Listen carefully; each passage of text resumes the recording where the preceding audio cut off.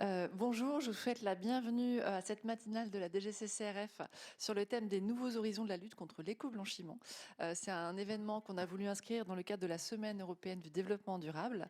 La lutte contre l'éco-blanchiment, le greenwashing, ça fait partie des combats de la DGCCRF depuis déjà plusieurs années. Je vais commencer effectivement par notre mission principale, le contrôle, les enquêtes, pour protéger les consommateurs. Et c'est vrai que pour résumer ça de façon assez simple, l'idée c'est que les allégations ne trompent pas les consommateurs. Parce que ça, c'est effectivement un problème pour des consommateurs qui souhaitent s'engager, qui souhaitent avoir un impact en matière de transition écologique, mais aussi par rapport aux concurrents qui sont ceux qui respectent les règles et qui du coup sont face à une concurrence un peu déloyale. Ça fait maintenant 5 ans qu'on fait des campagnes de contrôle sur la loyauté des allégations environnementales. 2 ans qu'on a travaillé avec le CNC sur le guide des allégations, et ça c'est un travail important parce que c'est un travail qui est fait autant avec les entreprises qu'avec ceux qui sont des représentants des consommateurs, et que nous avons complété par des contrôles sur les informations qui sont obligatoires sur les caractéristiques environnementales des produits. On sait qu'on a, avec les réglementations européennes, des informations de plus en plus riches désormais et qu'on contrôle. Et ces enquêtes, on a voulu qu'elles prennent de l'ampleur. On a intensifié la pression de contrôle. On contrôlait un peu moins de 600 établissements en 2021. On en a contrôlé plus de 1800 en 2024. Et aussi, on contrôle davantage de secteurs. Et nous avons publié ce matin un bilan des enquêtes menées en 2023 et 2024 avec plus de 3000 établissements contrôlés au total. Nous avons ciblé des secteurs qui ont fréquemment recours à ces allégations: textile, ameublement, cosmétiques, mais aussi une plus large couverture de marché: hôtellerie, services de ménage à domicile, des produits alimentaires. On voit toujours des constats qui mettent en évidence des allégations qui sont trop globalisantes, qui sont imprécises, ambiguës, et donc ça ne va pas. Mais aussi des choses qui ne sont pas justifiées. Par exemple, l'utilisation du terme upcyclé avec un logo vert sur des pantalons qui en fait sont tout neufs et qui viennent de pays asiatiques. Ou encore contraire à une obligation légale quand on dit on diminue la dangerosité d'un produit. Ça n'est pas, voilà, ça n'est pas conforme. Et on a quand même 15% des professionnels contrôlés qui ont présenté des manquements graves pour lesquels on a eu des suites correctives ou répressives. Donc ça fait 430 injonctions de mise en conformité et plus de 70 amendes administratives ou procès-verbaux pénaux. Ce qu'on veut faire aussi maintenant, c'est travailler sur le ciblage pour avoir là aussi travaillé davantage sur le volet des suites répressives et correctives et s'attacher aux dommages les plus graves pour l'économie et les consommateurs. C'est vrai qu'à l'origine, on a beaucoup pris cette thématique sous l'angle du contrôle des allégations qui sont sur les produits, les emballages, les sites de vente. Mais on voit bien en tant que consommateur qu'en fait, les allégations environnementales, elles sont parfois beaucoup plus diffuses. On va les retrouver sur le nom de l'entreprise, on peut les retrouver sur la publicité ou même sur la communication plus générale de l'entreprise. Et donc, ça nous a invités à élargir un peu notre approche. Et c'est de ça dont vous allez notamment parler ce matin. Par ailleurs, on travaille sur on pilote la transposition de la directive européenne qui donne aux consommateurs les moyens d'agir en faveur de la transition verte, qui va entrer en vigueur dans 1 an. Et ce qui est intéressant, c'est que ce texte renforce l'encadrement des allégations et des labels. On sait bien que pour les consommateurs, on voit un label, on se dit ouais, c'est super, c'est hyper fiable, on va y aller. Il y en a énormément. Et donc, c'est vrai que c'est très important ce texte parce qu'il va mettre fin au label autoproclamé en exigeant des garanties sur la fiabilité du label, notamment en devant faire appel à un organisme tiers indépendant. Donc on vient d'ailleurs de publier une fiche juridique qui explique les conséquences de ce texte pour aider les professionnels à bien s'y préparer. D'autres acteurs qu'il faut sensibiliser, ce sont les acheteurs publics. Parce que là aussi, on voit de plus en plus souvent des clauses environnementales dans la rédaction des marchés publics. Et c'est aussi très important en termes de concurrence loyale entre entreprises. Donc, depuis quelques jours, sur le site achatdurable.gouv.fr, nous avons des vidéos pédagogiques que nous avons mises en ligne sur les pièges du greenwashing. Trop vert pour être vrai. C'est vraiment un enjeu de sensibiliser les acheteurs publics pour qu'ils ne tombent pas dans ces pièges. Et là aussi, qu'on sélectionne des entreprises qui sont vraiment vertueuses. Je sais que du coup, dans cette matinale, vous allez parler du nouveau cadre législatif, de lutte contre l'éco-blanchiment, du rôle des parties prenantes aussi, des professionnels, de la société civile. Je pense que voilà, si tout le monde s'y met, ça nous aidera tous à avancer, mais aussi en allant un peu plus loin sur la lutte contre la désinformation climatique. Je remercie tous les intervenants du Bureau de la communication, la CCRF, Ambroise Pascal, mon délégué à la transition écologique, et Madame Sabine Bernheim-Deveau, professeure à la faculté de droit, d'économie et de gestion de l'Université d'Angers, qui ont préparé cet événement, et aussi tous les intervenants qui participeront aux 2 tables rondes. Et j'ai hâte de voir vos débats. Merci beaucoup.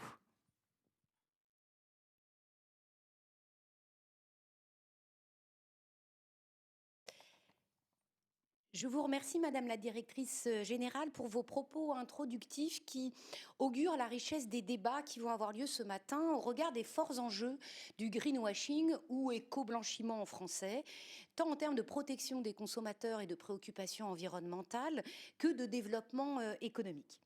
Je remercie également M. Éric Moru, sous-directeur communication, programmation, analyse économique et mouvement consumériste, de m'avoir confié la coordination de cette matinale aux côtés d'Ambroise Pascal, délégué à la transition écologique à la DGCCRF, et avec le concours de Muriel Bourgeois, qui aura la lourde charge d'animer les échanges de ce matin.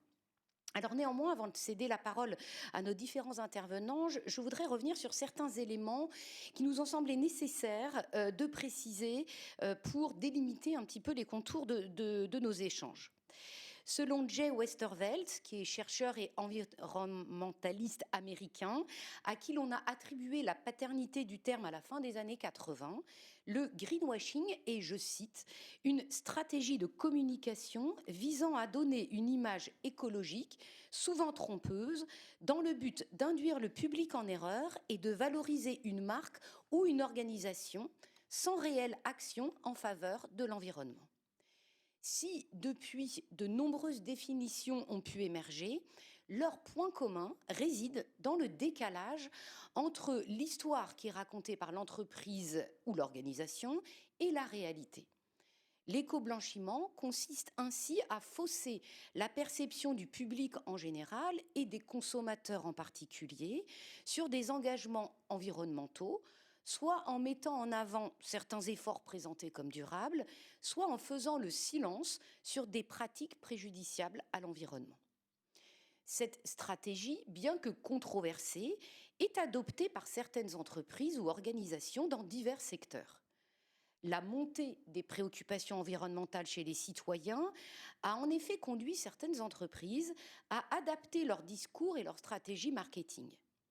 Parce que les consommateurs sont de plus en plus sensibles aux enjeux écologiques et cherchent à privilégier des produits ou des services qui semblent respectueux de l'environnement, le greenwashing permet aux entreprises de répondre à cette demande croissante en affichant une image verte, même si leurs pratiques réelles ne sont pas conformes à ces affirmations. De manière volontairement provocatrice, on pourrait même dire que cette stratégie est paradoxalement encouragée par la tendance législative actuelle consistant à faire du consommateur un levier, un acteur de la transition écologique. On sait en effet que le consommateur est incité par le législateur à devenir acteur de la transition écologique en prenant en considération les incidences environnementales de son acte de consommation. Aussi, il peut être tentant pour une entreprise de lui offrir un discours biaisé, vantant les engagements écologiques de la marque ou de l'entreprise et les avantages environnementaux des produits ou des services commercialisés. Dans ce contexte, le greenwashing est l'objet d'une attention toute particulière du législateur national et européen. La France a été pionnière, comme souvent, notamment dans un passé récent avec les lois AGEC en 2020 et Climat en 2021. L'Europe lui a emboîté le pas avec le pacte vert proposé par la Commission européenne et qui a débouché sur plusieurs textes qui ont été mentionnés tout à l'heure par Madame la Directrice Générale, spécialement la directive transition écologique et la proposition de directive allégation environnementale. Néanmoins, limiter le greenwashing à cette première acception masquerait ses formes plus subliminales que l'on voit pourtant se développer tant dans les médias qu'à l'échelle des entreprises, sans oublier également les discours publics. Désinformation, Invisibilisation des actions vertueuses mises en place par les entreprises, de peur d'être prises à défaut et taxées de greenwashing. Réduction de la place des discours sur les enjeux environnementaux dans les médias. Survalorisation des gains environnementaux. Voici quelques exemples de ces formes plus diffuses de greenwashing dont il est difficile de saisir les contours et pour lesquels il convient de réfléchir à de nouveaux outils de lutte différents et adaptés. Cette matinale qui s'intègre, je le rappelle parce que c'est important, dans le cadre de la Semaine européenne de la consommation durable, a ainsi pour objet de présenter ces différentes formes de greenwashing ainsi que de mettre en lumière les outils permettant de lutter efficacement contre elles. Elle sera divisée en 2 tables rondes successives.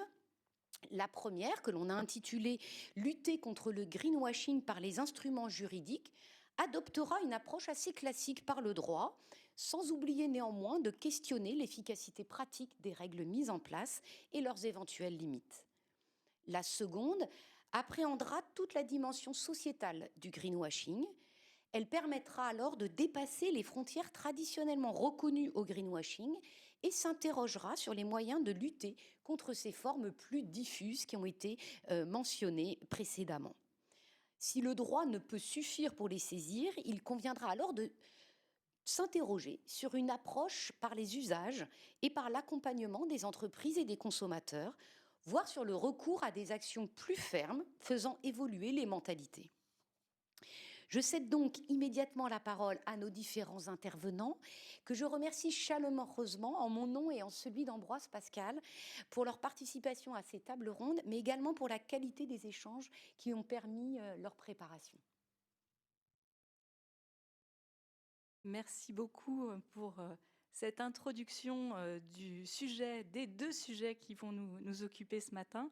Donc, comme cela vient d'être dit, une première table ronde va être consacrée à la lutte contre l'éco-blanchiment par des moyens juridiques. Et pour en parler, autour de cette table, il y a vous, Axel Gibert, vous êtes chargé de plaidoyer, réduction des déchets et pollution industrielle chez France Nature Environnement. Vous connaissez donc très bien ce sujet. À vos côtés, Alice Chonic, vous êtes adjointe au chef de bureau droit de la consommation à la DGCCRF. Et à vos côtés, Laurent Damani, vous êtes président délégation service de Filiance. Filiance, cette association professionnelle qui s'occupe de faire des vérifications et des certifications. Donc, je vais commencer par céder la parole à Alice Chonic pour débuter en commençant par rappeler l'arsenal juridique qui existe aujourd'hui en droit actuel pour lutter contre l'éco-blanchiment. Merci Muriel, bonjour à tous. Effectivement, la lutte contre l'éco-blanchiment repose avant tout sur l'interdiction des pratiques commerciales trompeuses qui existent depuis de nombreuses années au titre de la directive européenne sur les pratiques commerciales déloyales et qui a été transposée au niveau national au sein du Code de la consommation. L'objectif de cette réglementation, c'est de s'assurer de la loyauté de l'information qui est communiquée aux consommateurs pour éviter, interdire toute pratique qui altère ou est susceptible d'altérer le comportement économique du consommateur. Ça a très bien été rappelé dans les différents propos introductifs. Il y a effectivement une demande des consommateurs de plus en plus importante. Face à cette demande et à ces attentes des consommateurs, ou d'une partie d'entre elles, quant aux impacts environnementaux des produits et services, il y a une offre qui a évolué. Il y a un nombre de plus en plus important d'allégations environnementales. Pour prendre en compte ces évolutions des pratiques, de la société, le droit a aussi évolué. Ça a été rappelé au niveau national, au niveau européen. Je parlerai précisément, peut-être plus en détail, de la loi climat et résilience d'août 2021 qui a consacré, ou en tout cas reconnu et intégré expressément le greenwashing dans les dispositions qui interdisent les pratiques commerciales trompeuses en mentionnant l'impact environnemental des produits au titre des caractéristiques essentielles sur lesquelles le consommateur ne peut pas induire en erreur les consommateurs. Il y a également une pratique commerciale trompeuse sur la portée des engagements, notamment en matière environnementale des annonceurs, et une sanction qui a été renforcée, puisque lorsque la pratique repose sur des allégations environnementales, le montant de l'amende peut être porté à 80% des frais qui ont représenté cette publicité. Donc il y a vraiment un renforcement du cadre juridique, de l'arsenal juridique pour prendre en compte le développement de ces pratiques. Et alors, est-ce que cet arsenal juridique évolue suffisamment eu égard au phénomène de l'éco-blanchiment, selon vous ? Je pense que oui, hein. Donc il y a ces évolutions au niveau national et comme on l'a dit, le législateur européen s'est également saisi de cette question, hein, avec la directive transition verte qui a aussi précédemment été mentionnée. Dans l'étude d'impact qui avait précédé cette directive, la Commission faisait le constat de 53% d'allégations qui étaient fondées sur des éléments qui étaient trompeurs, vagues ou non étayés, et avec aussi un sujet sur la preuve.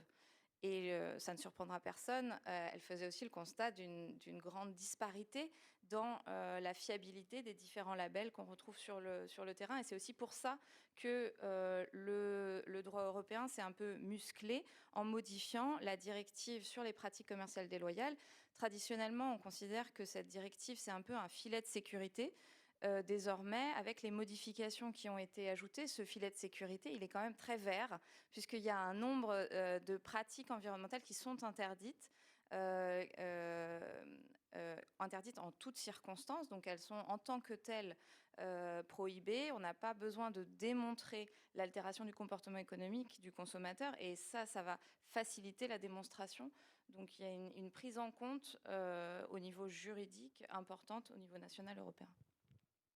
Alors, merci beaucoup pour le panorama justement des moyens juridiques de lutte contre l'éco-blanchiment.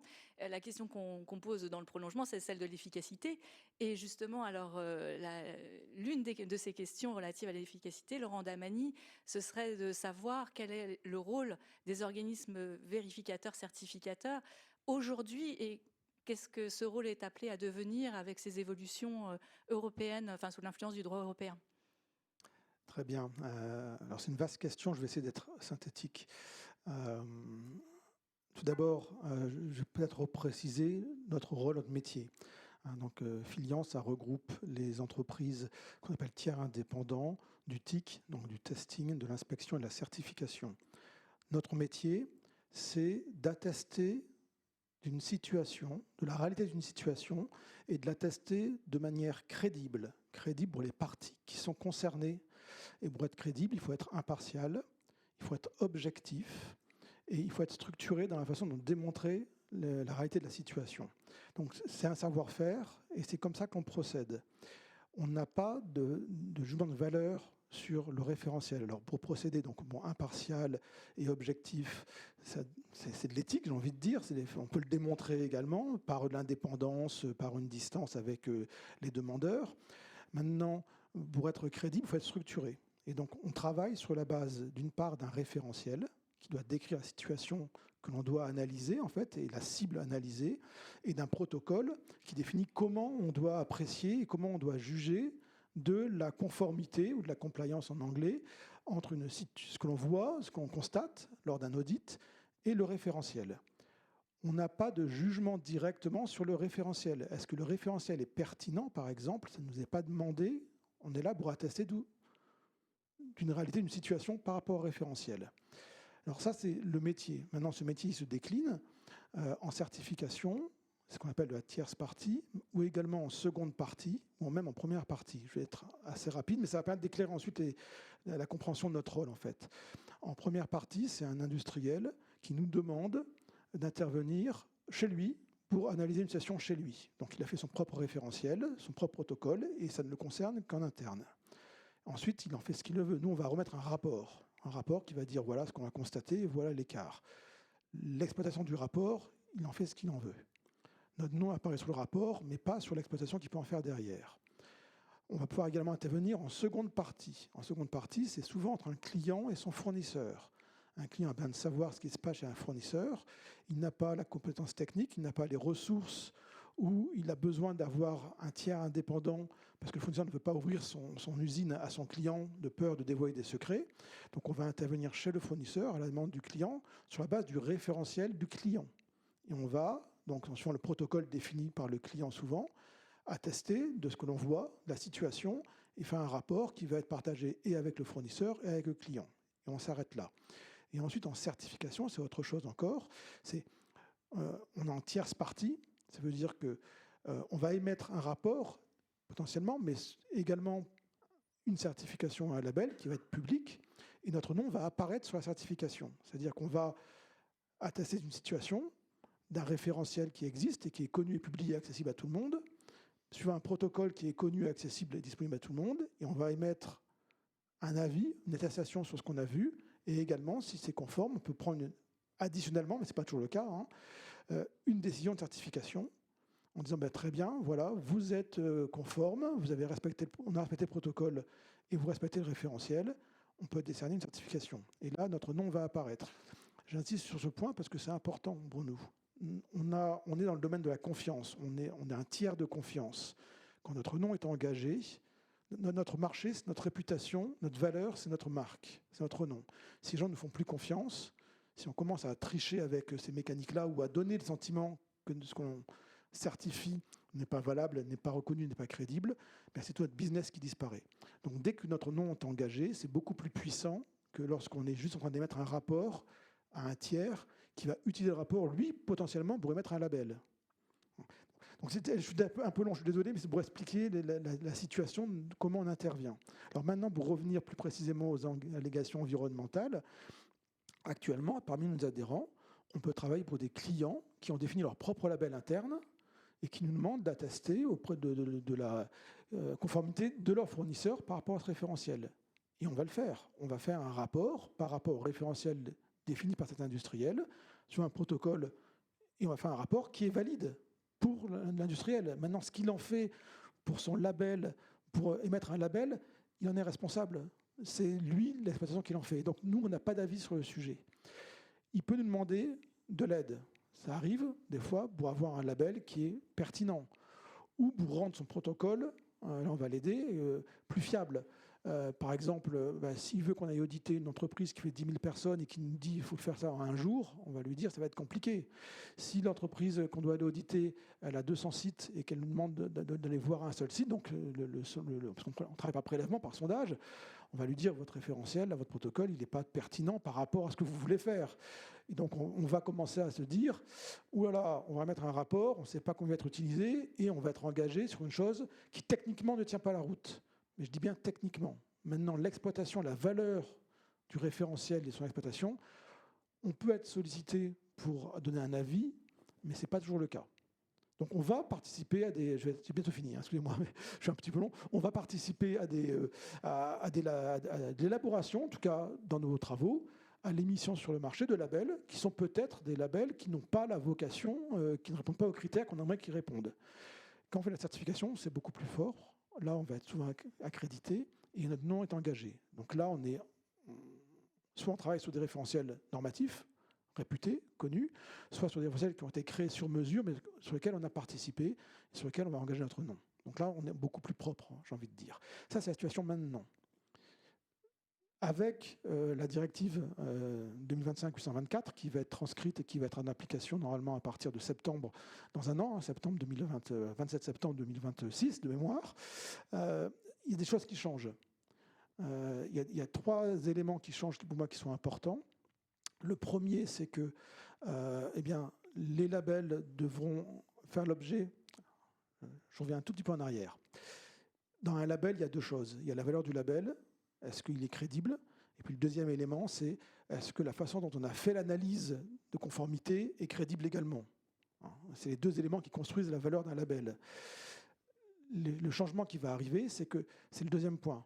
la façon dont on a fait l'analyse, elle est renforcée parce qu'elle va être faite par un tiers indépendant. Quelqu'un qui n'est pas nécessairement accrédité, mais qui a des pratiques de type accrédité, et donc qui va être fiable. Donc l'analyse va être fiable. Maintenant, on n'a pas d'éléments concrets, en tout cas de notre part, nous, Fédération Filiance, nos membres, n'ont pas d'impact sur la valeur, sur l'appréciation de la valeur du label en lui-même. Par contre, il y a quand même des éléments qui sont intégrés dans la loi, dans la directive qui arrive, donc 824/2025, qui sont, eux, dans le bon sens. Il y a l'obligation, par exemple, que le référentiel il soit créé en intégrant les parties prenantes, ce qui n'était pas nécessairement le cas avant. Et donc là, quelque part, il va y avoir, dans la création du référentiel, un regard potentiellement d'ONG, d'associations de consommateurs, qui vont pouvoir bien influer sur le référentiel et sa valeur en lui-même. Il y a également l'obligation de mettre des experts dans la création du référentiel. Donc ça, c'est des éléments qui ne sont pas liés à une fédération, mais qui sont positifs dans la loi. Et le troisième élément, et je vais toujours passer la parole, c'est le fait d'ouvrir les labels. Actuellement, il y a des labels qui sont fermés. C'est-à-dire que je suis une grosse entreprise, je définis mon label pour mes fournisseurs dans le cadre, pour me donner un avantage concurrentiel grâce à une marque qui va mettre en évidence, souligner l'effort environnemental que je fais, la performance environnementale que j'ai. Et ce label est réservé à mes entreprises, si je suis un groupe, ou à mes fournisseurs. Dans la loi, il va y avoir l'obligation que ce label soit accessible à tout le monde. Et ça veut dire qu'un label qui ne vaut pas grand-chose, qui est facile à obtenir, tout le monde pourra le demander. Or, un label marketing n'a une valeur que s'il a un élément différenciant.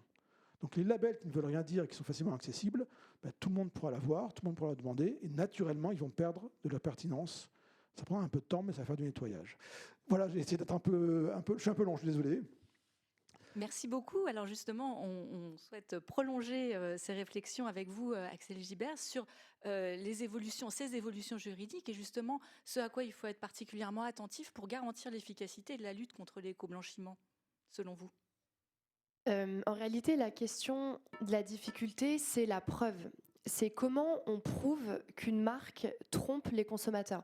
Moi, je travaille sur les emballages, donc je vais vous donner un exemple très concret. Un fabricant de soda qui fait une bouteille en plastique et qui dit « bon, on est écolo parce qu'on a 60% de plastique recyclé dans la bouteille ». Comment on va vérifier que le fabricant a bien mis 60% de plastique recyclé dans sa bouteille? En fait, c'est pas possible. Alors certes, on va avoir des rapports RSE sur lesquels on peut s'appuyer, mais c'est très compliqué de prouver. Et on a une autre problématique aussi qui sort souvent, c'est la question de la neutralité carbone. Une marque qui dit je vais être neutre en carbone en 2050, bon, très bien, comment on prouve qu'elle ne va pas être neutre en carbone en 2050? Donc c'est vraiment la difficulté auquel on fait face, c'est la question de la preuve. On a des signes qui sont encourageants. Par exemple, il y a quelques semaines, il y a une audience contre Total Energy, puisque plusieurs associations ont porté plainte justement pour éco-blanchiment, parce que Total Energy s'engage vers la neutralité carbone en 2050. Moi, je l'ai lu la plainte, c'est vrai qu'on s'appuie sur un faisceau d'indices, c'est énormément d'arguments. On tâtonne, on essaye, mais en réalité, on n'a aucune certitude que la plainte va être recevable. Donc c'est ça aussi la difficulté. Et par rapport à l'évolution juridique, du coup, vous mentionnez cette fameuse directive. Cette directive, elle est intéressante parce qu'elle vient vraiment préciser le contour de ce que c'est l'éco-blanchiment. Et nous, il y a deux choses qui nous intéressent. Donc moi, sur la question des emballages, c'est que par exemple, dans la définition, on vient dire que l'éco-blanchiment peut porter sur les aspects d'un produit liés à sa recyclabilité, à sa durabilité ou à sa circularité. Donc le terme de recyclabilité, il va être mis dans la définition.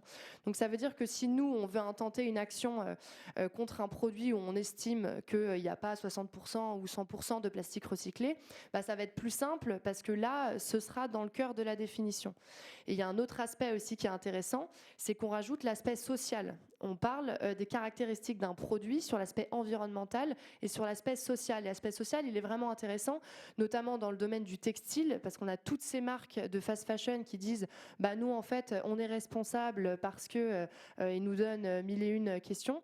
Mais nous, le fait d'avoir l'argument social, ça va nous permettre aussi d'avancer plus facilement. Donc, on trouve qu'on a une évolution juridique qui nous est favorable, mais malheureusement, on a toujours la question de la preuve.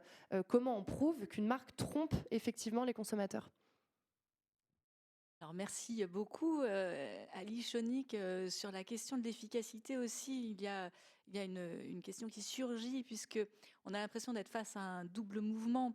D'un côté, le législateur souhaite optimiser, c'est-à-dire réduire les allégations, les labels, que ce soit plus lisible, plus compréhensible. Et de la même manière, dans le même temps, on voit apparaître de plus en plus de dispositifs différents, l'indice de réparabilité, durabilité, l'affichage environnemental, l'étiquette énergétique. Que penser de ces évolutions? Que dire, voilà, de cette configuration actuelle dans laquelle nous on se trouve, et peut-être on a un peu de mal parfois à se retrouver. Effectivement, on partage ce constat. Après, je pense que la volonté du législateur, c'est pas expressément de réduire ce nombre de labels, c'est juste que ces labels soient fiables.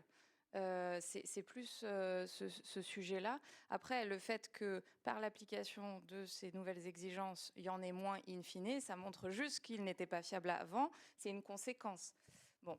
Cela mis à part, je pense que tous les dispositifs que vous avez cités ne portent pas nécessairement tous sur les mêmes produits, ils ne s'additionnent pas. Voilà. Après, ce qu'il faut dire, c'est que un certain nombre de dispositifs publics, leur intérêt, c'est qu'ils reposent sur une méthodologie qui est validée, qui est objective, parce que vraiment, quand en termes d'éco-blanchiment, on va distinguer ce qui relève de l'information presque objective sur les caractéristiques environnementales d'un produit de ce qui relève du discours marketing. On en a parlé précédemment. Donc il faut bien faire cette différence-là. Effectivement, il y a eu un mouvement d'informer davantage les consommateurs sur les caractéristiques de ce qu'ils achètent, et c'est toujours dans l'idée de faire en sorte qu'ils fassent des achats éclairés. Parce qu'on parlait du consommateur acteur, mais en fait, c'est lui qui oriente effectivement l'offre par ses choix. Donc, c'est aussi pour encourager des modes de consommation plus durables. Enfin, donner accès à ces informations, c'est aussi orienter un peu le marché. Et après, au-delà de l'évolution du droit, la DGCCRF participe aussi aux côtés du mouvement consumériste et des fédérations de professionnels à beaucoup de sensibilisation sur les différents dispositifs qui expliquent, parce que d'un point de vue consommateur moyen, il n'y a pas de jugement de valeur, mais c'est la référence qui est utilisée dans le corpus juridique. C'est vrai que ça peut être compliqué, donc on fait de la sensibilisation, on essaye d'expliquer les règles, d'accompagner. Donc c'était notamment l'objectif du guide du Conseil national de consommation que la directrice générale a cité. Et on encourage ce type de pratique. On est aussi investi sur des groupes de travail sur des modes de consommation qui sont plus compatibles avec la transition écologique. C'est le cas du groupe de travail de l'année dernière sur l'économie de la fonctionnalité, par exemple, ou les modes de vente en vrac ou de seconde main, par exemple. Alors éduquer, sensibiliser, en effet, ça participe de l'efficacité de cette lutte contre l'éco-blanchiment, mais il y a aussi l'utilisation des outils juridiques, Axel Gibert notamment, les actions que peuvent mener les associations comme les vôtres, les plaintes qui peuvent être déposées, les actions de groupe, les rapports avec les autres associations, par exemple les associations de consommateurs. Qu'est-ce que vous pouvez nous dire à ce sujet ? Sur le sujet, on a toujours la même problématique. Donc, on a ce cadre juridique qui existe, mais comment on l'utilise et comment on le prouve? Il y a très peu de jurisprudence aujourd'hui sur la question de l'éco-blanchiment.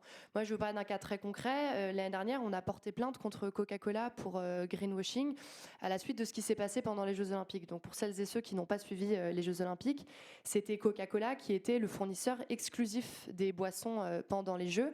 et qui, pendant un an, a communiqué autour du fait qu'il y aurait 0 déchet d'emballage, puisque Coca allait servir les spectateurs et les spectatrices dans des gobelets réutilisables.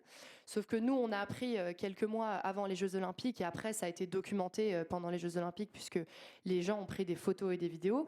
En fait, ce qu'a fait Coca-Cola, c'est ouvrir des bouteilles de 50 centilitres, les mettre dans des gobelets réutilisables et les donner aux spectateurs, aux spectatrices.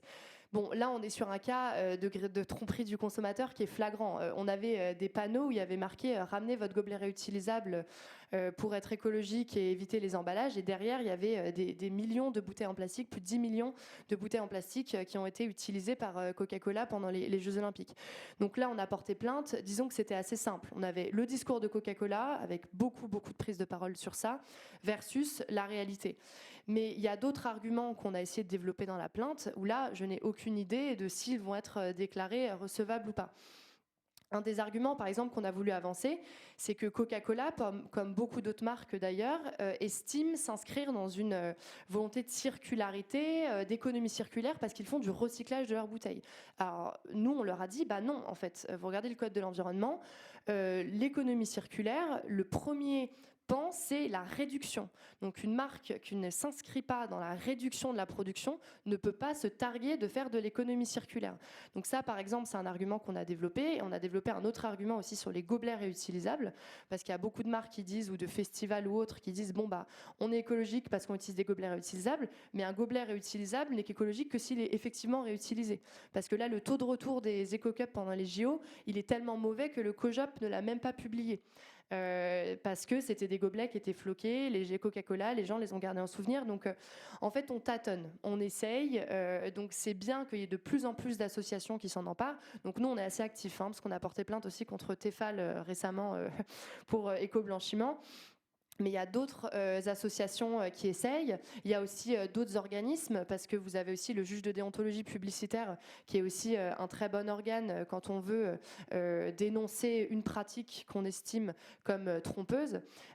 Donc il y a d'autres manières de s'en saisir. Donc on trouve ça très bien. On trouve ça très bien qu'il y ait des actions de groupe, qu'il y ait de la collaboration aussi entre les associations de consommateurs et les associations de protection de l'environnement. Parce que oui, il y a l'aspect environnemental, mais il y a l'aspect tromperie aussi. Il y a beaucoup de consommateurs qui, de bonne foi, étaient très contents pendant les Jeux Olympiques d'avoir leur gobelet réutilisable, qui étaient en mode ah bah chouette, j'ai pas de bouteilles en plastique, et en fait les bouteilles étaient planquées dans les poubelles derrière le comptoir.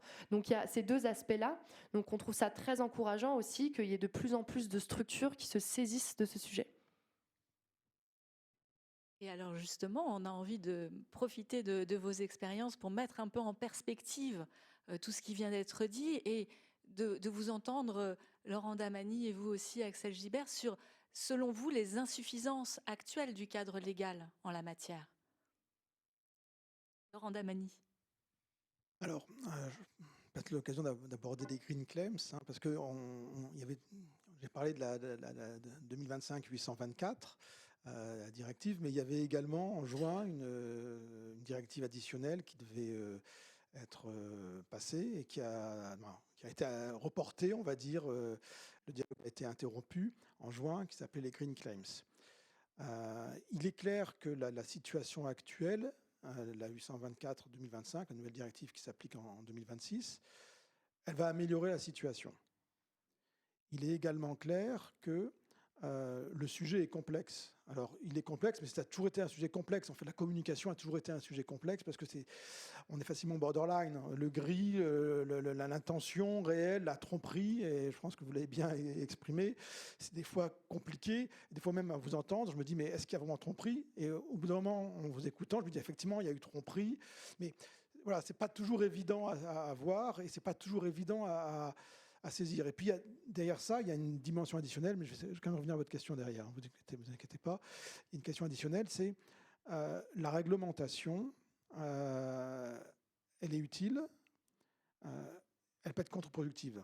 À un moment donné, aller trop loin peut tuer l'intention, et l'intention, c'est quand même procéder à un changement des comportements pour aller vers prendre en compte le changement climatique et adapter nos comportements. On peut dire, effectivement, il y a peut-être beaucoup de labels, mais au moins le sujet est sur la table et la sensibilité, les gens l'ont dans l'oreille. Le jour où on fait une réglementation qui est trop dure, Hein. Et moi, je peux vous dire que les Green Claims, quand je l'ai lu, ou quand nous l'avons lu, on a eu du mal à la comprendre. Je vous donne un exemple très simple. Hein. Je l'ai avec moi. Voilà. Ça, c'est le code conso, article L433-3 et suivant, qui a régi les certifications produits et services depuis maintenant des dizaines d'années. Hein. C'est 19 lignes, je les ai comptées. Voilà. Ça marche très bien, ça a distingué la certification, ça a mis des règles, des principes pour éviter effectivement qu'il y ait de l'abus dans les labels, dans tout ce qui est produit-service, dans la performance. Les Green Claims, je l'ai avec moi. Elle fait 20 pages. 19 lignes, 20 pages.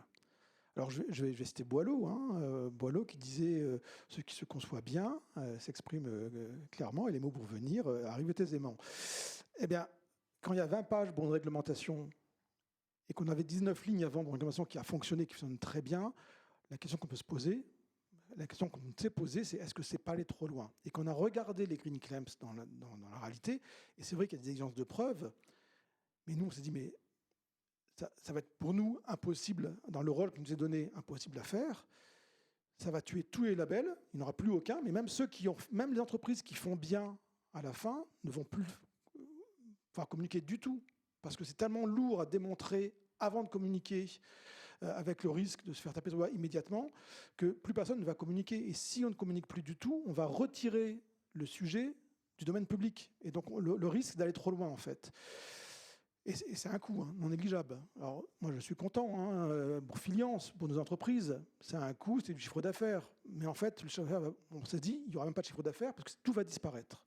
C'est-à-dire que ça va vraiment nettoyer, mais complètement nettoyer et éliminer quasiment toute communication sur le sujet. Je ne sais pas dire si c'est bien ou mal, mais ça m'interpelle, en tant que citoyen, personnellement. Maintenant, la question que nous, on s'est posée, c'est mais est-ce qu'il n'y a pas, entre la situation actuelle où il y a un laisser-aller, où il y a trop grande liberté, où il y a une profusion de labels qui existent et d'allégations qui sortent à tout moment, et la Green Claims, qui allait fermer le débat et tuer le débat complètement, est-ce qu'il n'y a pas un curseur à positionner un peu différemment, un peu médian? Il y a des certifications qui sont réglementaires, qui vont... alors là, je vous donne un exemple qui n'est pas du tout dans le domaine environnemental, mais on est capable de délivrer des certifications, et il y a des règlements européens qui l'ont stipulé, hein, qui concernent les entreprises. On commence par faire ce qu'on appelle une revue documentaire. Donc, on a des informations documentaires, et on fait une revue qui va être assez rapide, qui ne coûte pas très cher, mais qui nous permet de s'assurer qu'il y a un minimum qui est présent. Et c'est suffisant pour certifier les entreprises. Et dans les 5 ans qui suivent, on va les auditer une fois, de façon à l'improviste. Voilà. Donc, on peut avoir des certifications, des mécanismes qui sont réglementaires reconnus, qui permettent à des entreprises, que ça vise plutôt là, des TPE, on va dire des entreprises entre 3 et 50 personnes, qui n'ont pas des moyens financiers importants, de détenir une certification. Et bien sûr, tous ne sont pas corrects. Bien sûr qu'on fera l'audit inopiné, on va trouver qu'ils ne sont pas conformes. Mais globalement, on va avoir une évolution dans ce secteur en particulier qui est concerné par la certification, positive moyenne de la situation. Parce qu'on a mis en place un mécanisme qui permet de sanctionner, qui permet d'évaluer une première fois simplement.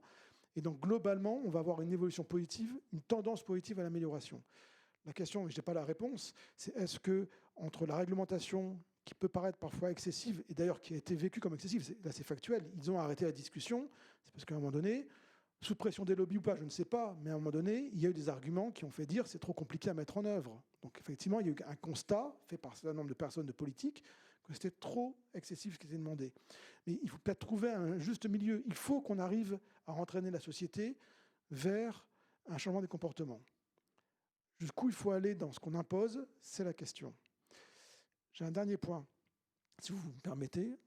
Alors là j'étais sur un sujet assez large, une réflexion assez large sur le niveau de la réglementation et jusqu'où il faut aller. Maintenant, la réglementation, je vais être plus pragmatique, c'est celle qui arrive là, et qui s'applique l'année prochaine, la 824 2020-2025.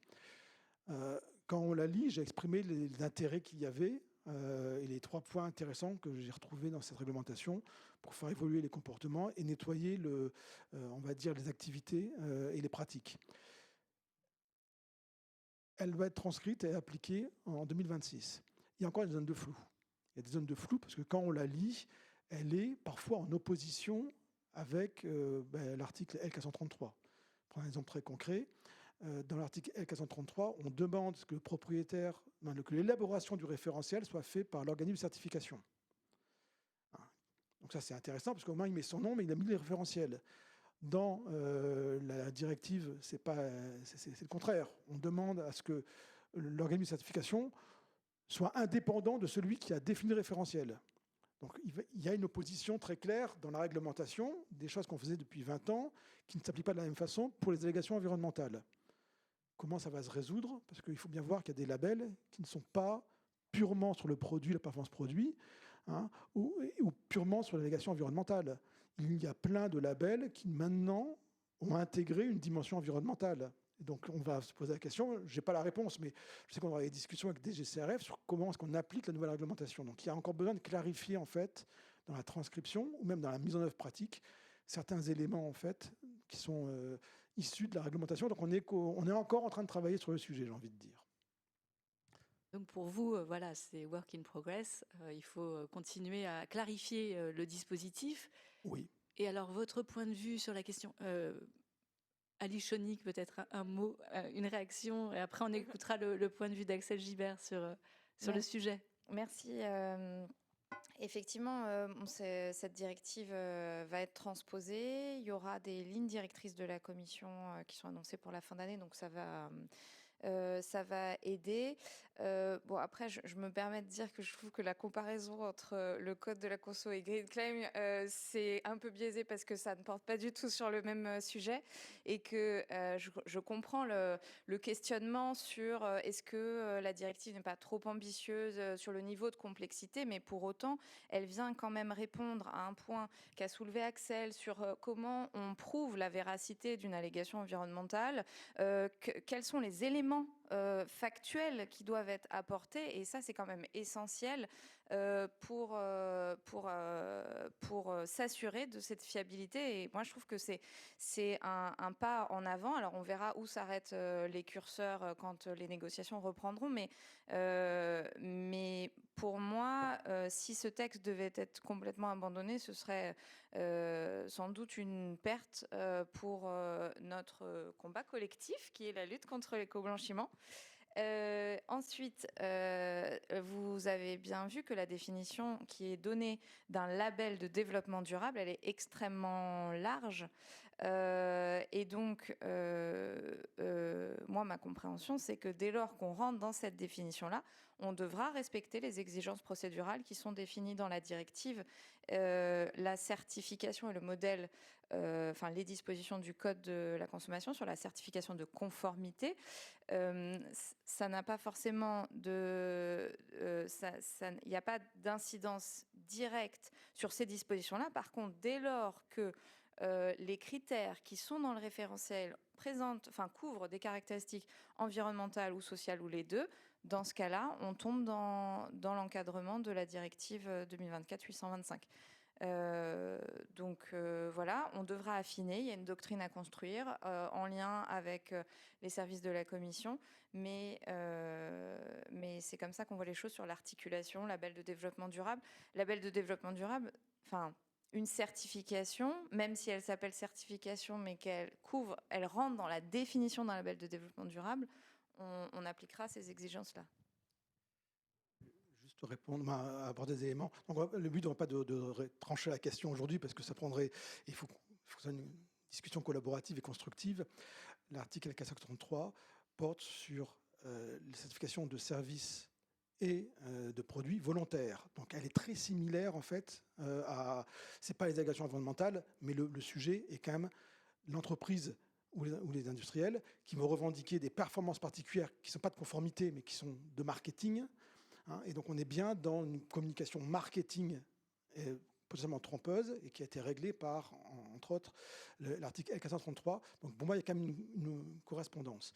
Deuxième point, c'est qu'il y a énormément de certifications actuelles de ce type-là, liées à L433, qui embarquent l'environnemental. Et pas que ça. Alors, je vous donne un exemple. L'EPV, l'entreprise du patrimoine vivant, on peut se dire que c'est un label d'État, donc c'est même pas dans ce cadre-là.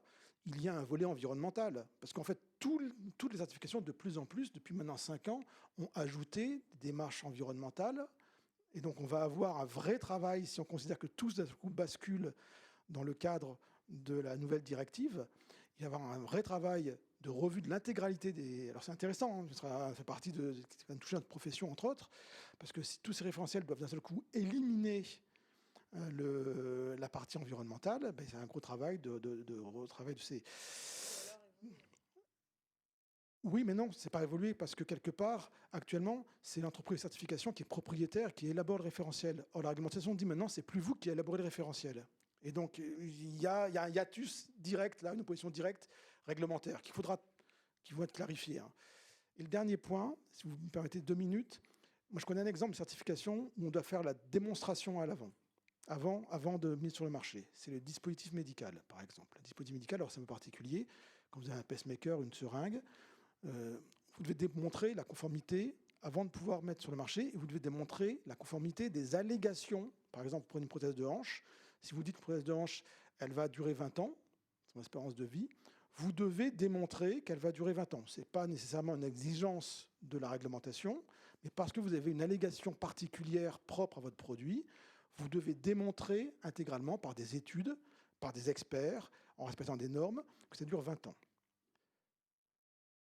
Eh bien, c'est des certifications qui sont excessivement chères, qui coûtent des dizaines de milliers d'euros à l'entreprise, qui prennent des années des fois avant d'obtenir le certificat, alors pour la partie réglementaire, mais également pour la partie des allégations qui sont mises derrière. Et ça fonctionne pourquoi ? Parce qu'ils ont besoin de certificat pour pouvoir mettre sur le marché. Donc, ils n'ont pas le choix. Pour pouvoir mettre sur le marché, la certification est obligatoire pour eux. Donc, effectivement, c'est partie de leur coût d'accès au marché. Donc, ils le prennent en compte. Mais lorsque ça va être du pur marketing, les entreprises ne vont pas le faire. Et donc, ça va tuer toute cette communication. C'était juste mon point pour dire, attention, faire la preuve à l'avance va coûter tellement cher qu'il n'y aura plus le risque de ne plus avoir aucune communication, et que les entreprises qui font bien, qui veulent bien faire, ou qui font des efforts, vont se dire, ça me coûte de l'argent, parce que quand on achète de l'énergie verte, par exemple, ça coûte un peu plus cher encore actuellement. Et si je ne peux pas, quelque part, en récupérer un minimum d'un point de vue marketing, de le distinguer, de le dire, je ne vais plus le faire. C'est le risque. Merci beaucoup pour toutes ces ces précisions. On peut avoir un avis contraire, hein, et je l'entends tout à fait. Et alors, Axel Gibert, votre point de vue sur le sujet, justement, sur ces insuffisances. Du coup, sur la question du cadre légal, donc on a beaucoup parlé de cette nouvelle directive. Donc nous, c'est quelque chose de très bien parce que ça va vraiment préciser les contours de l'interdiction. Mais en fait, on aura toujours le même problème. C'est quelle application pour cette pratique d'éco-blanchiment. Et là, on est face à un problème qui est un peu plus structurel. En fait, c'est le temps que met la justice à traiter un cas. Nous, on a porté plainte il y a près d'1 an contre Coca-Cola. On n'a pas de nouvelles et je pense que ça va mettre énormément de temps à ce qu'on en est. Et tant qu'on n'a pas de jurisprudence, en fait, après, c'est très dur pour nous aussi et pour les marques et les entreprises aussi de savoir qu'est-ce qu'elles peuvent faire ou non. Donc là, une des solutions, c'est aller vers les organismes tiers. Et je citais le juge de déontologie publicitaire. Pour nous, on estime que, alors, c'est un juge qui ne va pas donner de sanctions, il va donner seulement un avis, mais n'importe qui peut le saisir quand il s'estime face à une tromperie. Et c'est vraiment intéressant parce que ça permet du coup aux consommateurs de pouvoir dénoncer ce type de pratique et aussi nous d'aller beaucoup plus vite.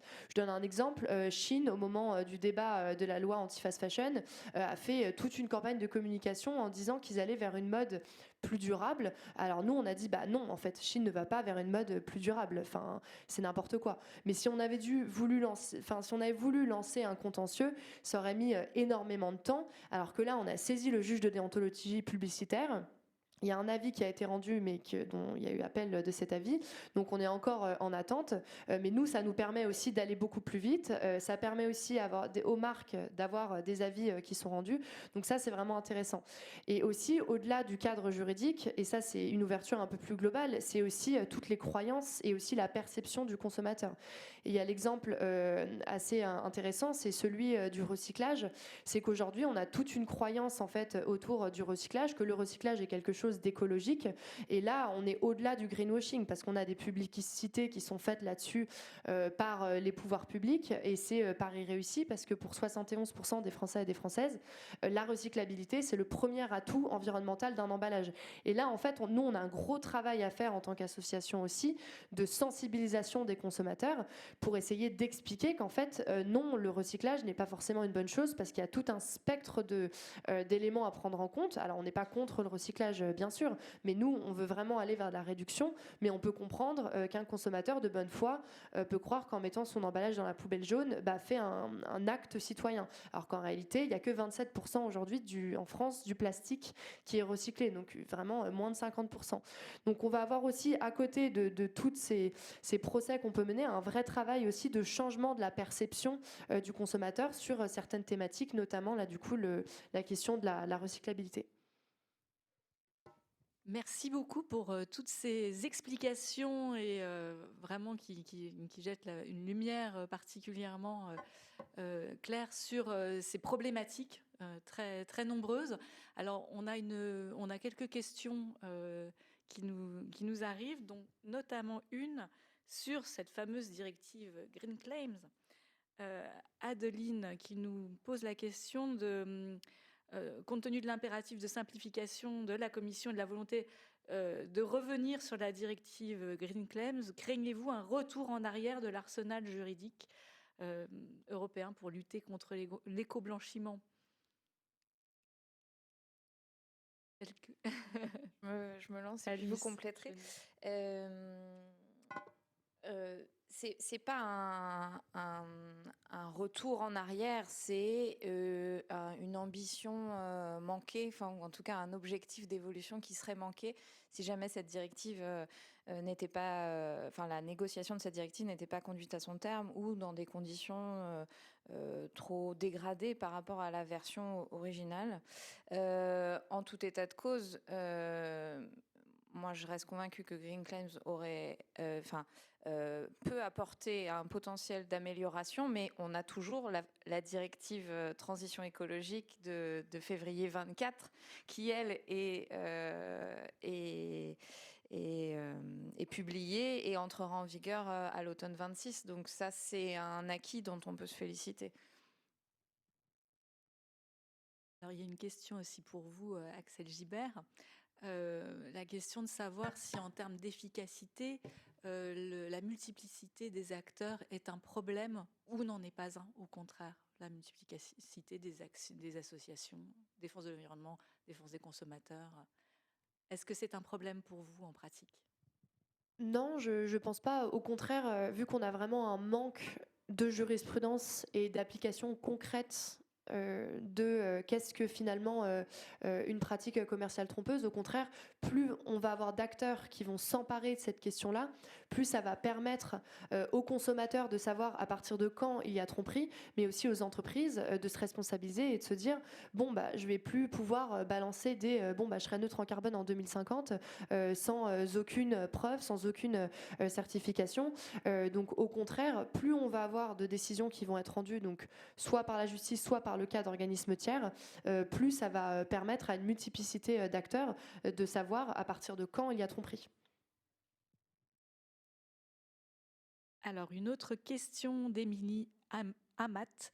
Les contrôles des allégations environnementales se fondent-ils sur l'analyse du cycle de vie des produits? La question se pose au vu du protocole de coopération récemment annoncé avec l'ADEME.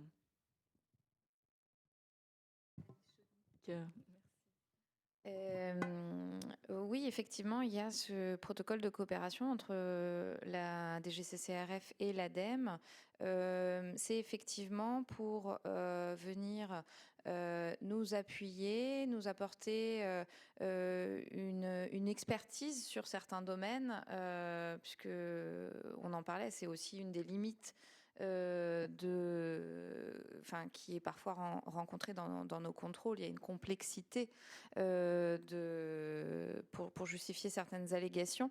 Et donc, ce partenariat, il va vraiment nous permettre d'appréhender plus facilement certains types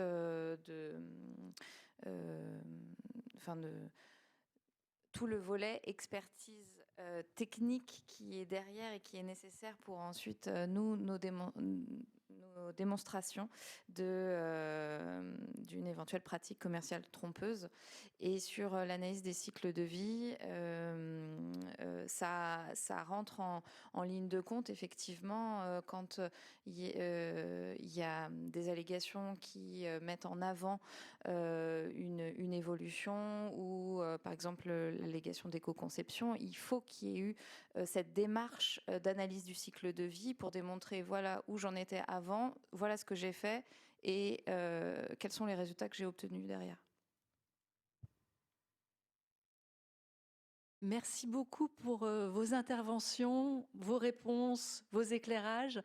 Il est temps de passer à la seconde table ronde qui va s'inscrire parfaitement dans le prolongement de tout ce que vous nous avez dit pour étudier cette fois-ci des formes plus diffuses d'éco-blanchiment. Merci beaucoup.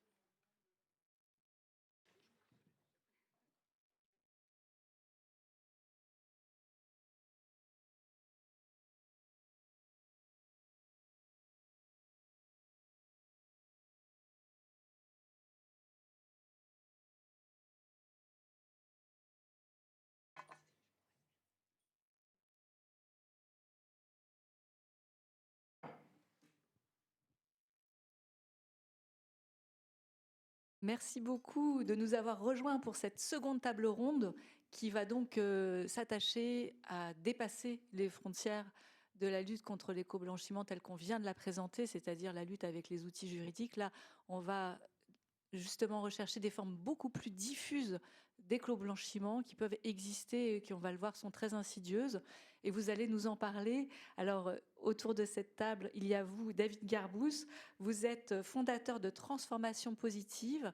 Vous formez beaucoup d'entreprises de taille parfois très conséquente au marketing responsable et vous enseignez aussi la discipline à Sciences Po. À vos côtés, Eva Morel, vous êtes secrétaire générale de l'association Quota Climat. Quota Climat qui s'attache à ce que les enjeux écologiques soient en bonne place dans les médias et donc vous luttez contre la désinformation en la matière. Et à vos côtés également, Stéphanie Barral, vous êtes sociologue à l'Institut national de recherche en agriculture, alimentation et environnement, donc l'INRAE. Vous avez de nombreux travaux en sociologie économique, dont particulièrement des travaux qui s'attachent au dialogue entre les sciences sociales et l'environnement. Donc, tour à tour, vous allez peut-être pouvoir commencer par nous présenter ces formes diffuses d'éco-blanchiment parce que pour en parler, il faut peut-être qu'on les identifie et vous êtes particulièrement bien placé pour nous les présenter. Et peut-être pouvez-vous commencer, Stéphanie Barral, par nous présenter les formes diffuses d'éco-blanchiment que vous avez pu constater dans les discours publics des entreprises publiques et même des pouvoirs publics. Bien sûr, merci beaucoup. Bonjour à toutes et à tous. Oui, je vais commencer peut-être par essayer de donner quelques éléments de définition. C'est souvent ça qu'on attend aussi des sociologues dans ce type de table ronde. Alors moi, je travaille en fait, comme vous le disiez, je suis sociologue, on va dire des politiques publiques et de l'économie, et je m'intéresse à l'application de différents types de politiques environnementales, à leur mise en œuvre, et notamment à l'application du principe de pollueur-payeur qu'on retrouve dans différentes politiques publiques. J'ai travaillé sur la construction du marché du carbone volontaire français, ce qui va me permettre de vous donner des éléments, notamment sur typiquement quand on achète par exemple un billet d'avion et qu'on peut cocher cette petite case qui nous dit qu'on peut compenser ses émissions en versant une somme supplémentaire. Voilà, qu'est-ce que ça veut dire derrière de compenser ses émissions, les émissions liées à son vol. Et puis je travaille aussi, alors c'est un projet plus récent mais je peux quand même apporter quelques éléments là-dessus, je travaille aussi sur l'intégration des normes d'économie circulaire et des taux de recyclage dans l'industrie du plastique. Voilà, donc c'est un peu les deux points que je pourrais prendre par rapport à ça. Et peut-être à partir, alors je développerai certainement les exemples un peu plus tard, mais ce que je peux donner comme élément en fait de définition ou de caractérisation de cette forme d'éco-blanchiment plus subliminal ou plus diffus, c'est que pour l'apercevoir, en fait, il faut rentrer dans le processus de fabrication des produits qui vont être achetés, alors que ce soit des emballages plastiques dont on parlait tout à l'heure, ou que ce soit des crédits carbone qui vont nous permettre de compenser les émissions d'un vol. Et rentrer dans le processus de fabrication, en fait, ça implique de dézoomer un peu et de sortir. Alors, on a beaucoup parlé dans la table ronde précédente, en fait, de la certification et du lien qui va se trouver à travers la certification entre un fabricant et son client, par exemple. Mais moi, dans mon travail d'enquête, ce que je fais, c'est plutôt que je retrace l'ensemble de la filière de toutes les organisations économiques qui permettent de faire arriver un emballage plastique dans un supermarché ou un crédit carbone sur le site internet d'une compagnie aérienne. Et en fait, ce processus de fabrication, il va montrer toute une chaîne d'acteurs assez complexe que le travail de sociologie consiste aussi d'abord à identifier. Et par exemple, typiquement, sur la production d'un emballage plastique, effectivement, et notamment d'un emballage plastique recyclé, ça implique de regarder vraiment tous les maillons de la chaîne de recyclage, donc partir de la poubelle jaune, par exemple, pour passer par les converteurs, les recycleurs, qui vont ensuite livrer des plastiques recyclés à des industries plasturgiques qui elles-mêmes produisent des emballages plastiques, qu'elles vont ensuite livrer à leurs clients qui eux-mêmes vont envoyer aux marques, qui elles-mêmes vont ensuite envoyer. Donc vous voyez, tout ça pour vous dire, il y a une chaîne d'acteurs assez complexe et au sein de cette chaîne d'acteurs, on va pouvoir observer par l'enquête sociologique un décalage entre l'affichage, effectivement les catégories d'affichage, typiquement on le disait, 100% plastique PET recyclé sur une bouteille de coca, ou l'achat de ce crédit carbone qui permet de neutraliser les émissions d'un vol d'avion, et derrière le contenu écologique concret de ces biens environnementaux ou ces critères environnementaux qui sont indiqués sur les produits. Et donc ça implique dans le travail d'enquête de s'intéresser vraiment aussi au contenu justement de ces labellisations, à comprendre concrètement qu'est-ce qu'il y a dans un ACV, qu'est-ce qu'on met quels sont les critères, comment les hypothèses qui ont été faites sur les ACV ont-elles été définies, quels sont les processus de négociation entre cette multiplicité d'acteurs aussi pour définir le contenu de l'ACV. Et donc on peut observer finalement des décalages en sociologie. Donc cette idée de déplier un peu les objets techniques et les labels consiste à dire on ouvre la boîte noire de la technique pour comprendre ce qu'il y a de politique dans cette technique, comment des facteurs économiques, des facteurs politiques expliquent aussi les décisions qui sont prises. Et donc ça nous permet d'observer finalement une certaine construction de l'ignorance, c'est-à-dire qu'il y a des hypothèses qui vont être encapsulées dans les systèmes techniques et qui ne seront plus questionnées, même si progressivement, elles ne sont plus conformes aux attentes qu'on va pouvoir avoir ou à l'affichage qu'il va pouvoir y avoir sur les produits. Donc c'est vraiment des formes extrêmement diffuses d'éco-blanchiment, on peut les appeler comme ça. Et une deuxième chose que je voulais mentionner, c'est tout au long de cette chaîne d'acteurs, justement, on va aussi avoir une perte d'informations en ligne du fait de la construction de cette boîte noire un peu technique. Et typiquement sur les crédits carbone, on le voit très bien. Alors moi, j'ai enquêté justement pour comprendre comment des crédits carbone qui sont produits dans des exploitations agricoles du nord de la France arrivent ensuite, peuvent être vendus sur nos sites internet de compagnies aériennes. Et effectivement, on voit bien que derrière, il y a une certaine marge de manœuvre pour les agriculteurs pour choisir quel changement de pratique ils vont faire pour ensuite décarboner leurs exploitations. Et on voit bien que ce qui est fait, il y a une difficile traçabilité finalement de ce qui est fait entre les exploitations et les consommateurs qui conduit un peu à euphémiser le contenu écologique des produits. Voilà. J'étais un peu longue, mais ouais. Merci. Ça permet de comprendre votre démarche pour essayer d'identifier justement ces formes diffuses d'éco-blanchiment. Alors même question pour vous, David Garbous. Quelles sont ces formes diffuses d'éco-blanchiment constatées par vous à l'échelle de l'entreprise ? Eh bien, celle que je constate le plus souvent, en fait, elle est liée à deux problématiques. La première, elle a été soulevée à l'instant et un petit peu avant. C'est que quand on traite ces sujets-là, on est sur des dimensions assez techniques, sur lesquelles il y a besoin d'une expertise assez profonde. Il y a de la granularité dans l'information pour avoir la finesse d'explication. Et quand une direction marketing est confrontée à ça, ou une direction de la communication, à qui on a appris à simplifier les messages, il y a un casse-tête absolu pour prendre ce truc. Et la plupart du temps, les communications qui sont mises en place sont assez chiantes. Parce qu'on essaye d'être à peu près conforme à ce qu'on a compris. Et du coup, on n'embarque pas les gens, vraiment. Et ça a un effet assez délétère dans l'entreprise parce qu'on dit, vous voyez, on a essayé de communiquer sur des enjeux sociaux ou environnementaux et on n'a pas connu de succès économique, donc ça ne fonctionne pas. Ça, c'est le premier travers pour une entreprise qui essaye de faire les choses à peu près sérieusement. Le deuxième travers, il est un peu consubstantiel à la formation enfin, en tout cas que moi j'ai reçue quand j'étais sur les bancs de l'école. En marketing, on nous apprend à raconter des belles histoires. Et une belle histoire, c'est fabuleux, c'est ce qui embarque les gens, effectivement. Mais dans cette belle histoire, on peut avoir des omissions plus ou moins volontaires. Alors, on va dire, la majorité du temps, elles sont involontaires.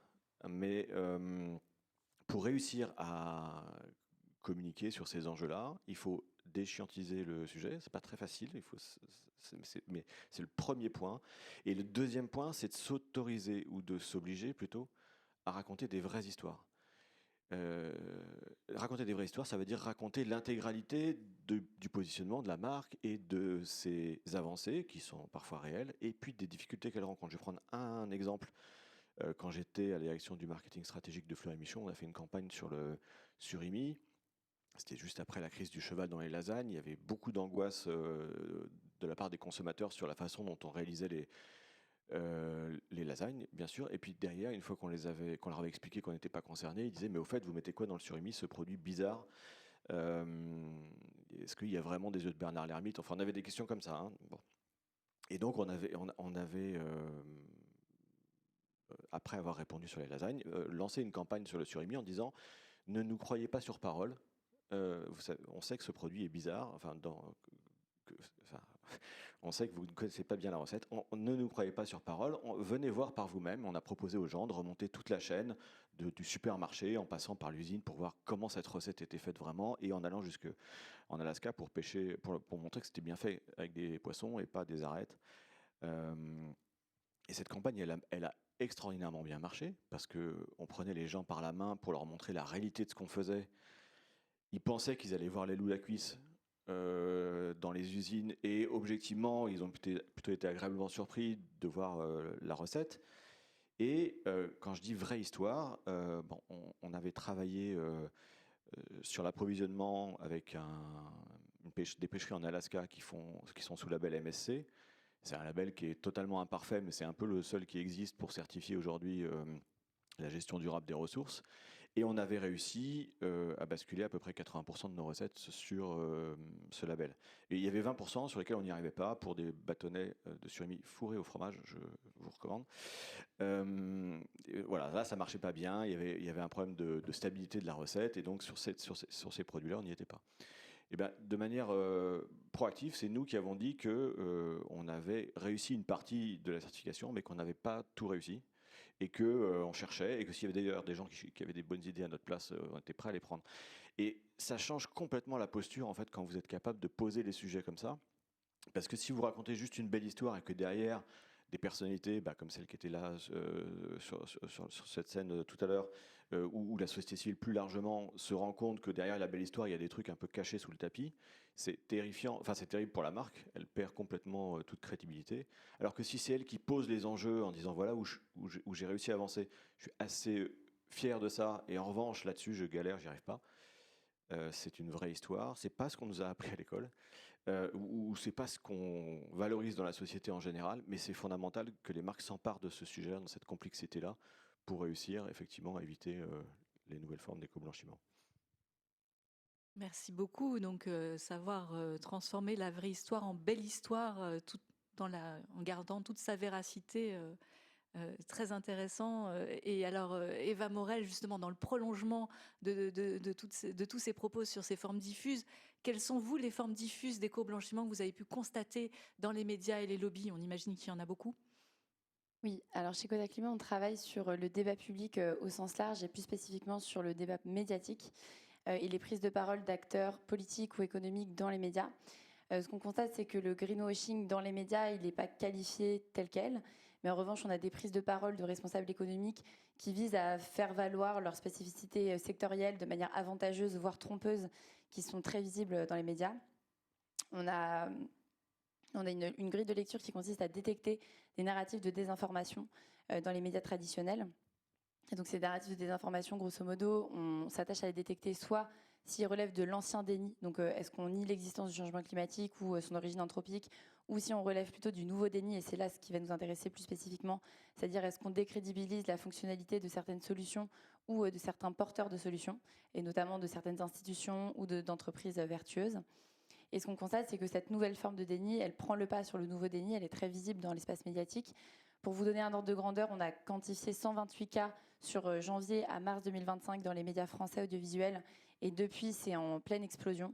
L'ordre de grandeur, je ne peux pas le communiquer encore, mais on est vraiment sur une multiplication par plusieurs facteurs de ces nombres de désinformations entre janvier et août 2025. Donc c'est quelque chose qui est en train d'exploser à vitesse grand V dans l'espace médiatique. Et si on s'attache spécifiquement à qui sont les locuteurs et les narratifs de cette désinformation, on constate que les acteurs économiques sont très représentés, les acteurs politiques aussi bien évidemment, mais économiques en particulier, sur des secteurs qui sont concernés par des normes qui consistent à vouloir les transformer rapidement. Et donc plus spécifiquement, les énergies renouvelables et les véhicules électriques sont les deux sujets les plus visibles en termes de désinformation dans l'espace médiatique. Pourquoi ? Parce qu'on a la programmation pluriannuelle de l'énergie qui est en ce moment discutée en France et qu'au niveau européen, on a la norme d'interdiction des véhicules thermiques neufs à horizon 2035 qui vise à être détricotée par certains lobbies industriels. Et donc ça nous intéresse spécifiquement parce qu'on constate ensuite qu'au-delà de la désinformation, on a une tromperie du consommateur qui est un consommateur qui est plus largement assimilé à un citoyen téléspectateur en ce qui concerne les médias. Mais c'est intéressant de voir dans quelle mesure est-ce que certains discours visent tout de même à verdir l'image d'une structure qui pourrait être entachée par une norme à venir. Et donc je vais prendre deux exemples qui semblent assez frappants récemment. Donc le Airbus est particulièrement vocal sur ses ambitions environnementales et il y a une comparaison qui est assez historique entre le train et l'avion en termes de viabilité écologique de ces deux modes de transport. Et donc on a un contenu qui nous a particulièrement interpellé où le CEO de Airbus est intervenu sur C'est à vous sur France 5 en expliquant que l'avion était moins polluant que le train. Et ça interpelle parce que on se demande dans quelle mesure est-ce que les personnes qui écoutent ce type de programme sont des clients de Airbus, dans quelle mesure est-ce que ça impacte la norme qui va s'appliquer au secteur et dans quelle mesure est-ce que ça incite à la détricoter. Et ça, c'est ce qu'on peut considérer être à la frontière entre désinformation et greenwashing. Deuxième exemple, aussi c'est visible dans l'espace médiatique français, la stratégie de relations presse de Total Energy qui consiste à beaucoup mettre en avant ses investissements dans les énergies renouvelables et pas nécessairement dans les industries fossiles, enfin dans les énergies fossiles, alors que ça reste largement majoritaire dans les investissements du groupe. Et donc là, ce qui nous interroge, c'est pas forcément la crédibilité de leurs propos qui consistent à vouloir développer les énergies renouvelables, mais plutôt ce que ça renvoie comme image de l'entreprise au sens large et de sa stratégie climat qui a été dénoncée par énormément de scientifiques français comme incompatible avec les accords de Paris.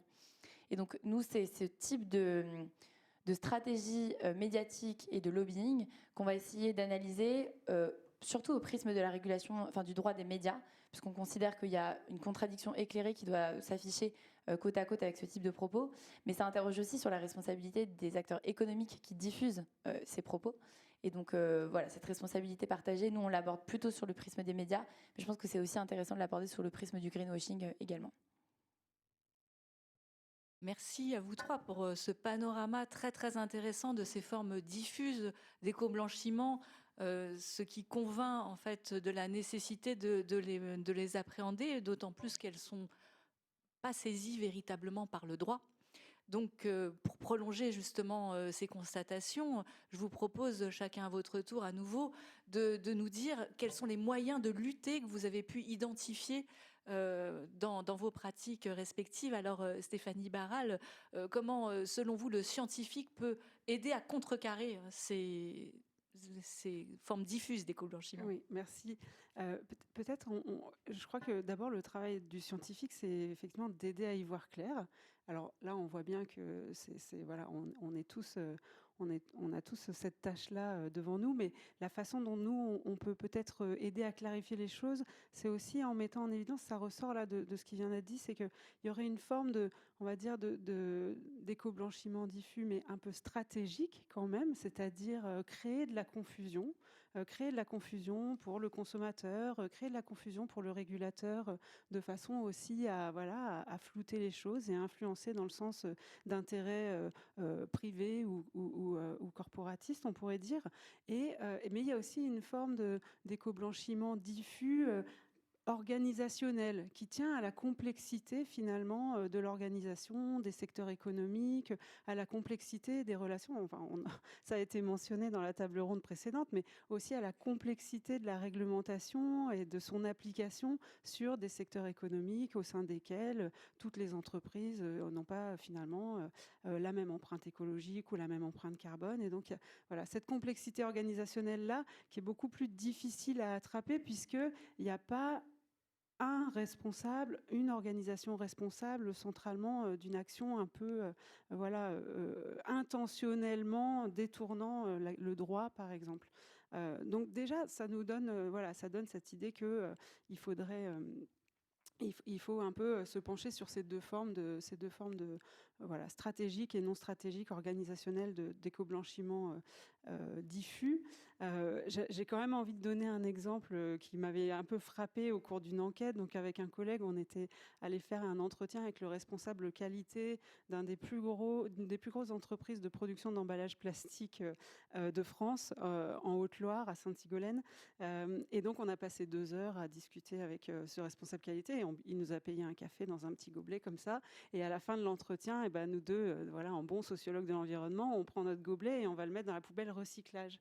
Et là, le responsable qualité nous dit « Ah non, en fait, ils ne sont pas recyclables, ces gobelets, parce que en fait, c'est du bicouche, donc il y a du carton, mais aussi un peu de plastique à l'intérieur. Et donc, en fait, ça ne se recycle pas. En fait, on ne sait recycler que le monocouche. » Voilà. Donc, je veux dire, même quand on est au plus près des personnes assez informées sur les choses, il y a des éléments comme ça qui font que les questions on est mal informé. Donc, mal informé, voilà, c'est un premier point dont on parlait tout à l'heure. Il y a cette question de l'information qui a été très travaillée. Je voudrais juste rapidement revenir dessus pour dire aussi ce que montrent les sociologues, c'est que c'est la réception différenciée de ces dispositifs de communication et d'information du consommateur en fonction de sa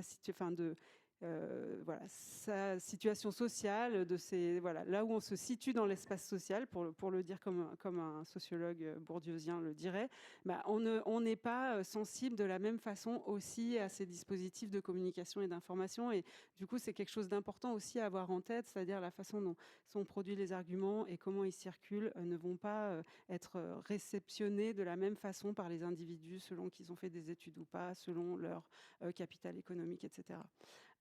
Et donc, face à ces limites, je pense que l'intérêt aussi de la sociologie, c'est ça, c'est-à-dire de montrer que l'éco-blanchiment plus diffus, inintentionnel ou organisationnel, comme je l'ai appelé, il tient aussi à plusieurs choses sur lesquelles on peut essayer de réfléchir collectivement.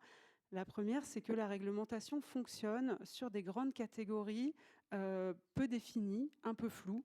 Recyclage, par exemple, on l'a dit, en fait, le mot recyclage, derrière, ça peut être appliqué de plein de façons différentes.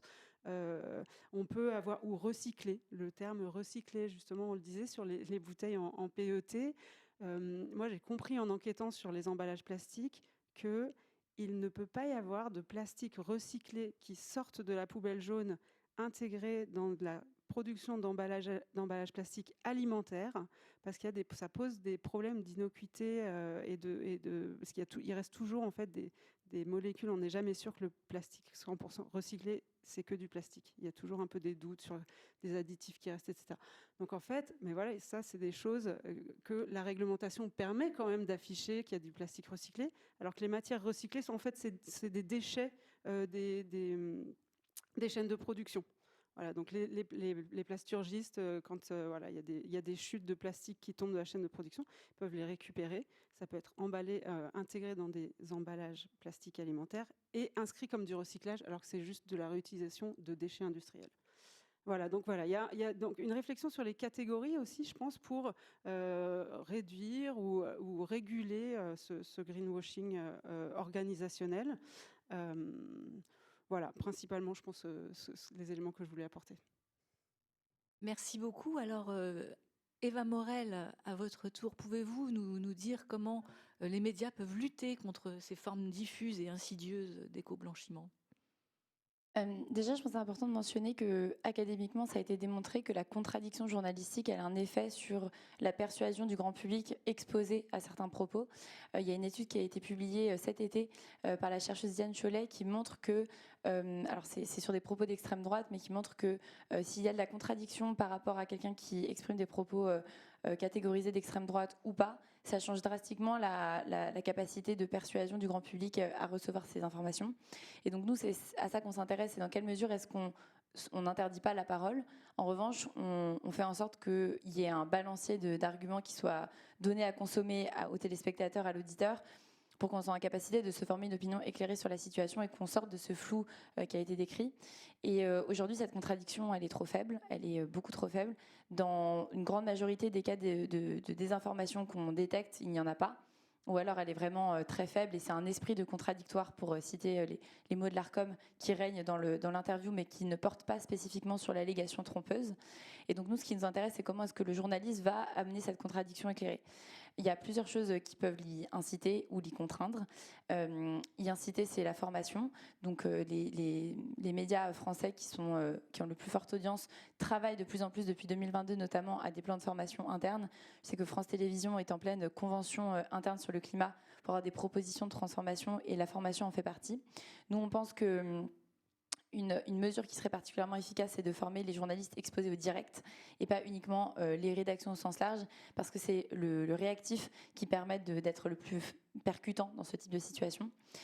Au-delà de ça, il y a un certain nombre de médias français qui n'ont pas d'intérêt idéologique ou économique à apporter une contradiction face à des allégations d'acteurs économiques trompeuses, auquel cas on peut les y contraindre. Et c'est ce que commence à faire l'ARCOM.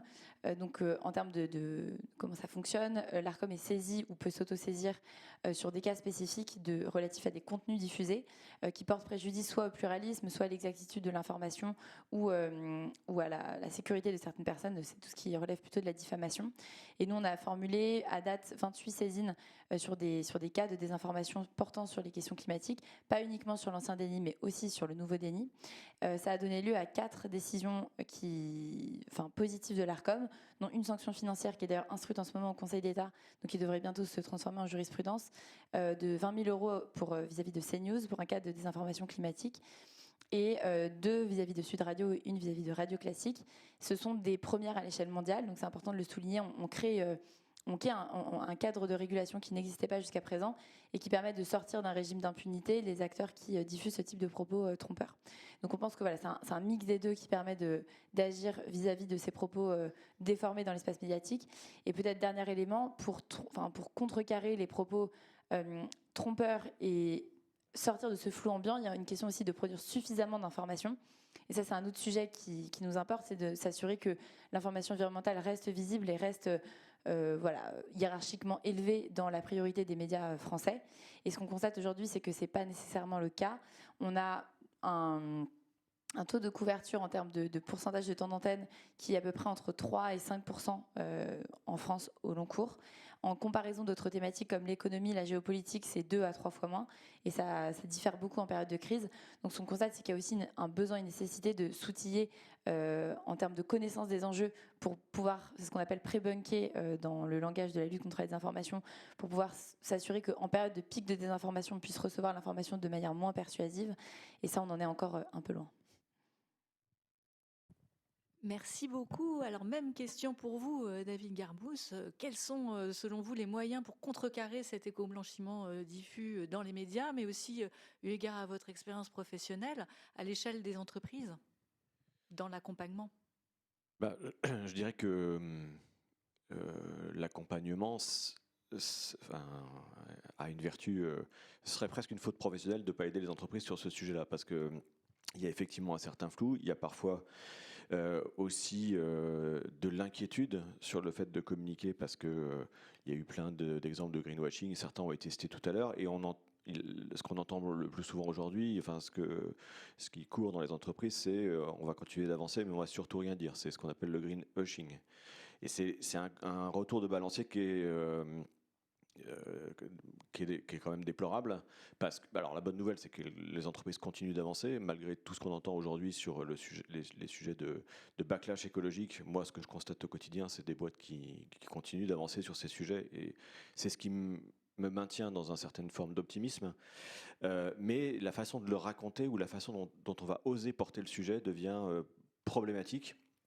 Et il peut y avoir plusieurs déclencheurs là pour faire ça. Il y a des raisons, là aussi je reviens un peu sur, je ne suis pas du tout sociologue, mais sur des conventions qu'on retrouve parfois dans certaines entreprises. Et moi j'ai bossé dans des boîtes notamment où il y avait une forte culture ingénieur, et le mantra à l'intérieur de l'entreprise, c'était on ne peut pas communiquer tant qu'on n'est pas parfait, parce que sinon on va se faire accuser de greenwashing. Et donc attends un peu, parce que là on est presque au bout d'avoir trouvé une solution formidable pour que tu puisses raconter une vraie histoire et une belle histoire. Et en fait, le problème de cette construction mentale, c'est que si tu suis ce raisonnement, tu communiques jamais. Parce que le principe de la perfection, c'est que tu l'atteins jamais. Enfin, on apprend des choses tous les jours. Et donc, c'est une façon assez redoutable de t'inciter à reculer le moment où tu vas sortir du bois. Sachant que quand une entreprise sort du bois en communication, elle se commet, et donc elle devient redevable à tous ses publics. Et c'est ça, parfois, qu'on redoute dans l'entreprise. Mais en même temps, c'est extraordinairement structurant, ce type de prise de parole, parce que ça a deux volets. Ça a ce volet de cliquer à l'extérieur, et donc d'engager au regard des parties prenantes externes la responsabilité de l'entreprise, mais ça a aussi une vertu à l'interne, parce que c'est des sujets dont on parle souvent dans les boîtes, et on se retrouve en séminaire en disant ouais, on va tout défoncer parce que ce sujet-là est fabuleusement intéressant, etc. Et puis l'entreprise qui n'en parle pas, ça finit par semer le doute en interne, parce qu'on se dit finalement on n'en parle qu'entre nous, mais si c'est pas porté à l'extérieur, ça veut dire que c'est finalement pas un truc véritablement important. Donc ça, c'est un levier fondamental que moi je porte beaucoup, c'est-à-dire que même si l'entreprise n'est pas parfaite, et il n'y a aucune entreprise qui est parfaite, on est tous totalement imparfaits, plein de contradictions, c'est important de porter des narratifs à l'extérieur avec cette granularité d'information sur où on en est réellement et ce qu'il nous reste à faire. Parce que sinon, en fait, c'est un cercle vicieux et on avance jamais. Et après, il peut y avoir des déclencheurs externes qui permettent de faire avancer de manière significative une entreprise. Moi, j'ai eu la chance, je ne sais pas si on peut dire ça, d'avoir un coup de fil de Élise Lucet un jour chez Fleury Michon, qui faisait un reportage de Cache Investigation sur les nitrites dans le jambon. Et c'est un sujet sur lequel on travaillait en interne. Et là aussi, narratif interne. Ça faisait 10 ans que l'entreprise réduisait les quantités graduellement. On arrivait à atteindre des niveaux qui étaient en dessous des teneurs autorisées en bio. Donc on considérait qu'on avait bien bossé et que c'était plus un sujet. Donc quand en interne on mettait le sujet sur la table, on disait arrête de nous faire chier. Enfin, c'est pas un sujet. On a bien travaillé, on est meilleur que les autres, etc. Et là, Cache Investigation est arrivé en disant il y a un problème dans l'industrie de la charcuterie. C'était un sujet qui était très documenté et connu en interne dans les entreprises, dans les interprofessions, et d'un seul coup, c'est devenu un sujet public par la mise en avant de... eh ben, je peux vous dire, enfin, c'est documenté, hein. En l'espace d'un an, tous les gros acteurs de l'alimentaire ont sorti des jambons sans nitrite, alors qu'ils juraient que c'était pas possible un an avant. Cette pression externe, justement, des parties prenantes sur des sujets voilà, d'intérêt général et de santé publique peut être un déclencheur assez fabuleux. Et il y a deux grandes catégories d'entreprises pour vraiment un peu simplifier les choses, mais il y a des entreprises qui vont voir des opportunités dans ce type de dispositif qui fonctionnent plutôt dans une logique de carotte et qui vont aller essayer d'être les premiers sur la balle et sont de nature à faire bouger les marchés. Et puis il y a des entreprises qui sont bien installées dans leur business, et là, s'il n'y a pas un tiers extérieur qui vient mettre un coup de pied dans la fourmilière, ça peut être une réglementation ou une émission d'investigation, ces entreprises ne bougeront pas. Donc il y a ces deux dimensions-là qui sont à prendre en compte. Merci beaucoup. Ça permet de comprendre les multiples façons d'appréhender donc cette lutte contre les formes très diffuses de greenwashing. Et il y a une autre forme qu'on a envie de connaître aussi par rapport aux conseils que vous pourriez nous donner à tous, consommateurs, qui sommes aussi citoyens. Quels sont les points de vigilance que vous nous recommanderiez d'avoir sur ces questions-là pour justement contrecarrer l'éco-blanchiment et ne pas tomber dans le panneau? Stéphanie Barral, par exemple, et Eva Morel ensuite. Merci. Oui, alors j'ai déjà commencé à le mentionner tout à l'heure. Effectivement, il y a toute cette idée de meilleure information du consommateur qui est un point sur lequel les sociologues, en ce moment, effectivement, essayent d'apporter des éléments pour dire le consommateur n'existe pas. Il y a des consommateurs qui ont un niveau d'éducation différent, des ressources économiques différentes, qui vivent à la ville, à la campagne, qui font voilà. Et on a besoin d'adapter finalement ces campagnes de communication, et pas uniquement les campagnes de communication, mais je pense directement les politiques de consommation aussi à cette diversité des profils de consommateurs, et donc un peu ajouter un peu de complexité, je pense, par rapport à ça. Il y a un excellent article d'un collègue qui s'appelle Maël Ginsberger, qui s'est penché justement sur la réception de la norme d'éco-citoyenneté de l'ADEME, et qui montre vraiment que la façon dont le comportement écologique vertueux qui est encapsulé dans cette norme d'éco-consommateur de l'ADEME, elle est très adaptée finalement à un certain type de citoyen, justement, comme je le disais, qui a fait des études, qui a un certain niveau de vie, etc. Et donc cette idée que voilà, il faut faire aussi un travail d'adaptation. Et là, ça me permet peut-être d'aborder un second point qui est quelque chose, je pense que collectivement, en tant que chercheur en sciences sociales, on appelle un peu de nos voeux, qui serait un renforcement des liens aussi entre la recherche en sciences sociales et le régulateur, et dans une dimension d'appui aux politiques publiques. Je pense qu'on observe en ce moment, alors en plus le champ de la sociologie de l'environnement est, je pense, particulièrement bien positionné par rapport à ça, mais ça dépasse aussi uniquement ce domaine-là.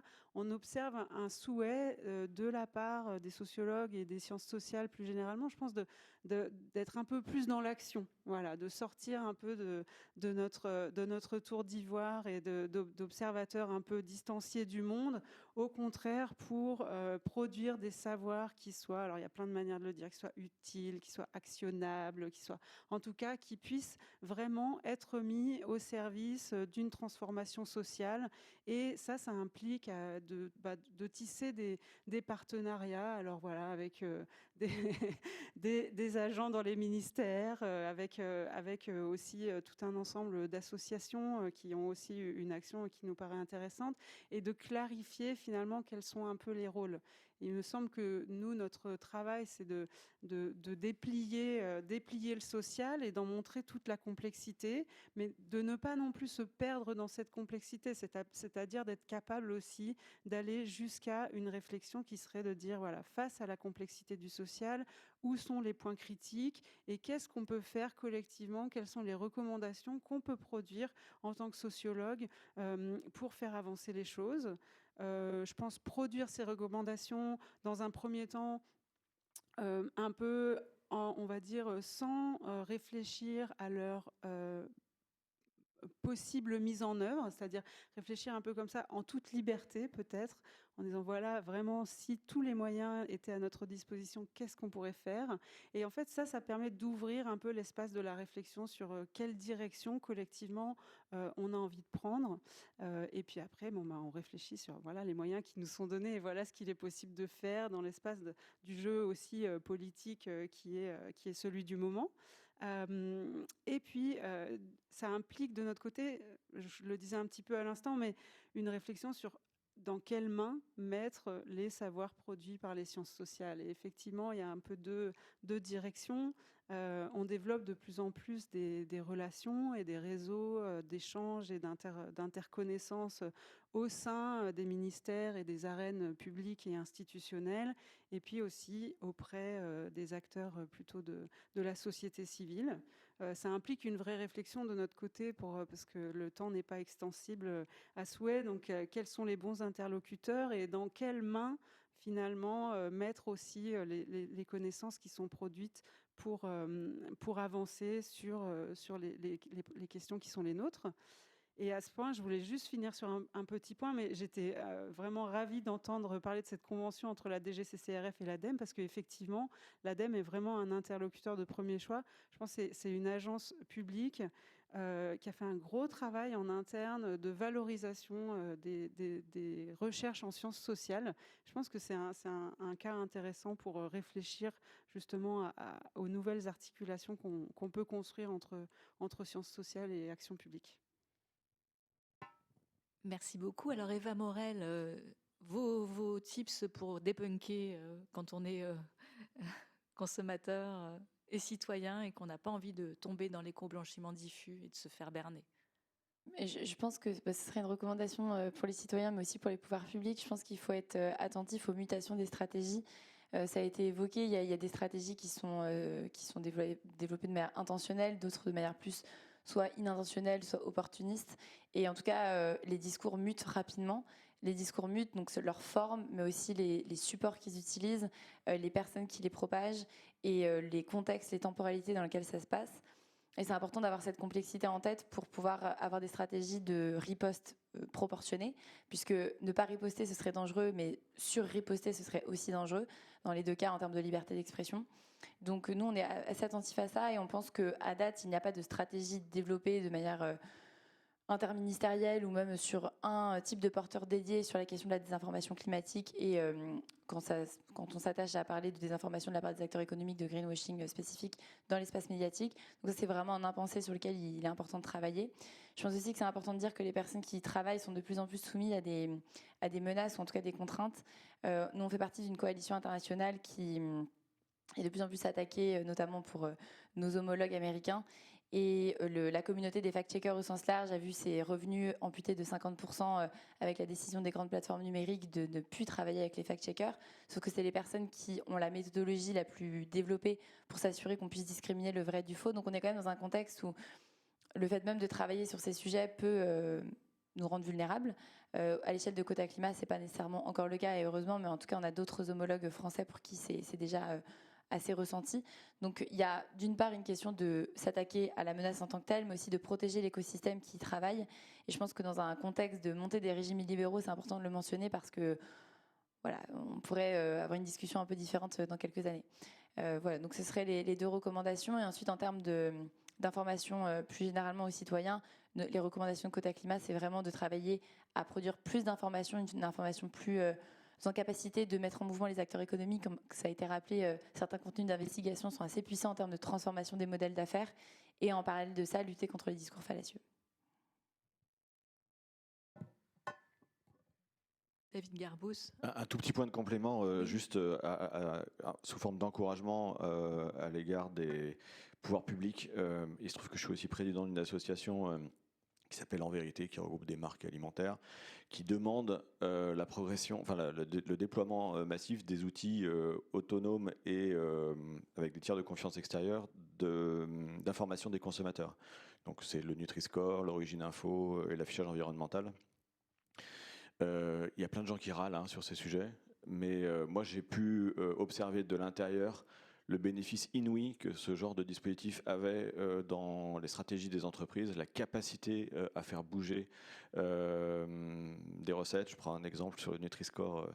Quand j'étais chez Fleury Michon, quand il est sorti, on avait fait un travail de reformulation depuis longtemps, mais il y avait une dizaine de recettes sur lesquelles on n'arrivait pas, on n'arrivait pas à se mettre d'accord, parce que sur le fond, sur le papier, c'était possible.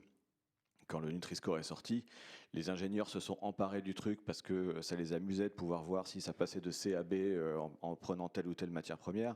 Et en 3 mois, toutes les 10 recettes étaient refaites. C'est fabuleux, en fait, ça. Il y a un sujet en ce moment sur Origine Info que nous, on a porté ici même à Bercy.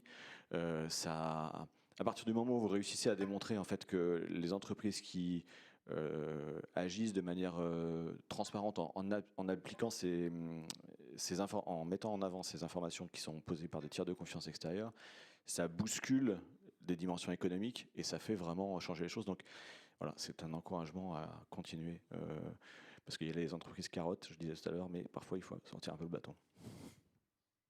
Alors justement, pour ouvrir et pour donner des perspectives à tout ce qui vient d'être dit, en une phrase ou deux, chacun d'entre vous, quels sont les points de vigilance sur lesquels vous souhaiteriez attirer l'attention des pouvoirs publics, des entreprises et des consommateurs sur ce sujet-là, justement?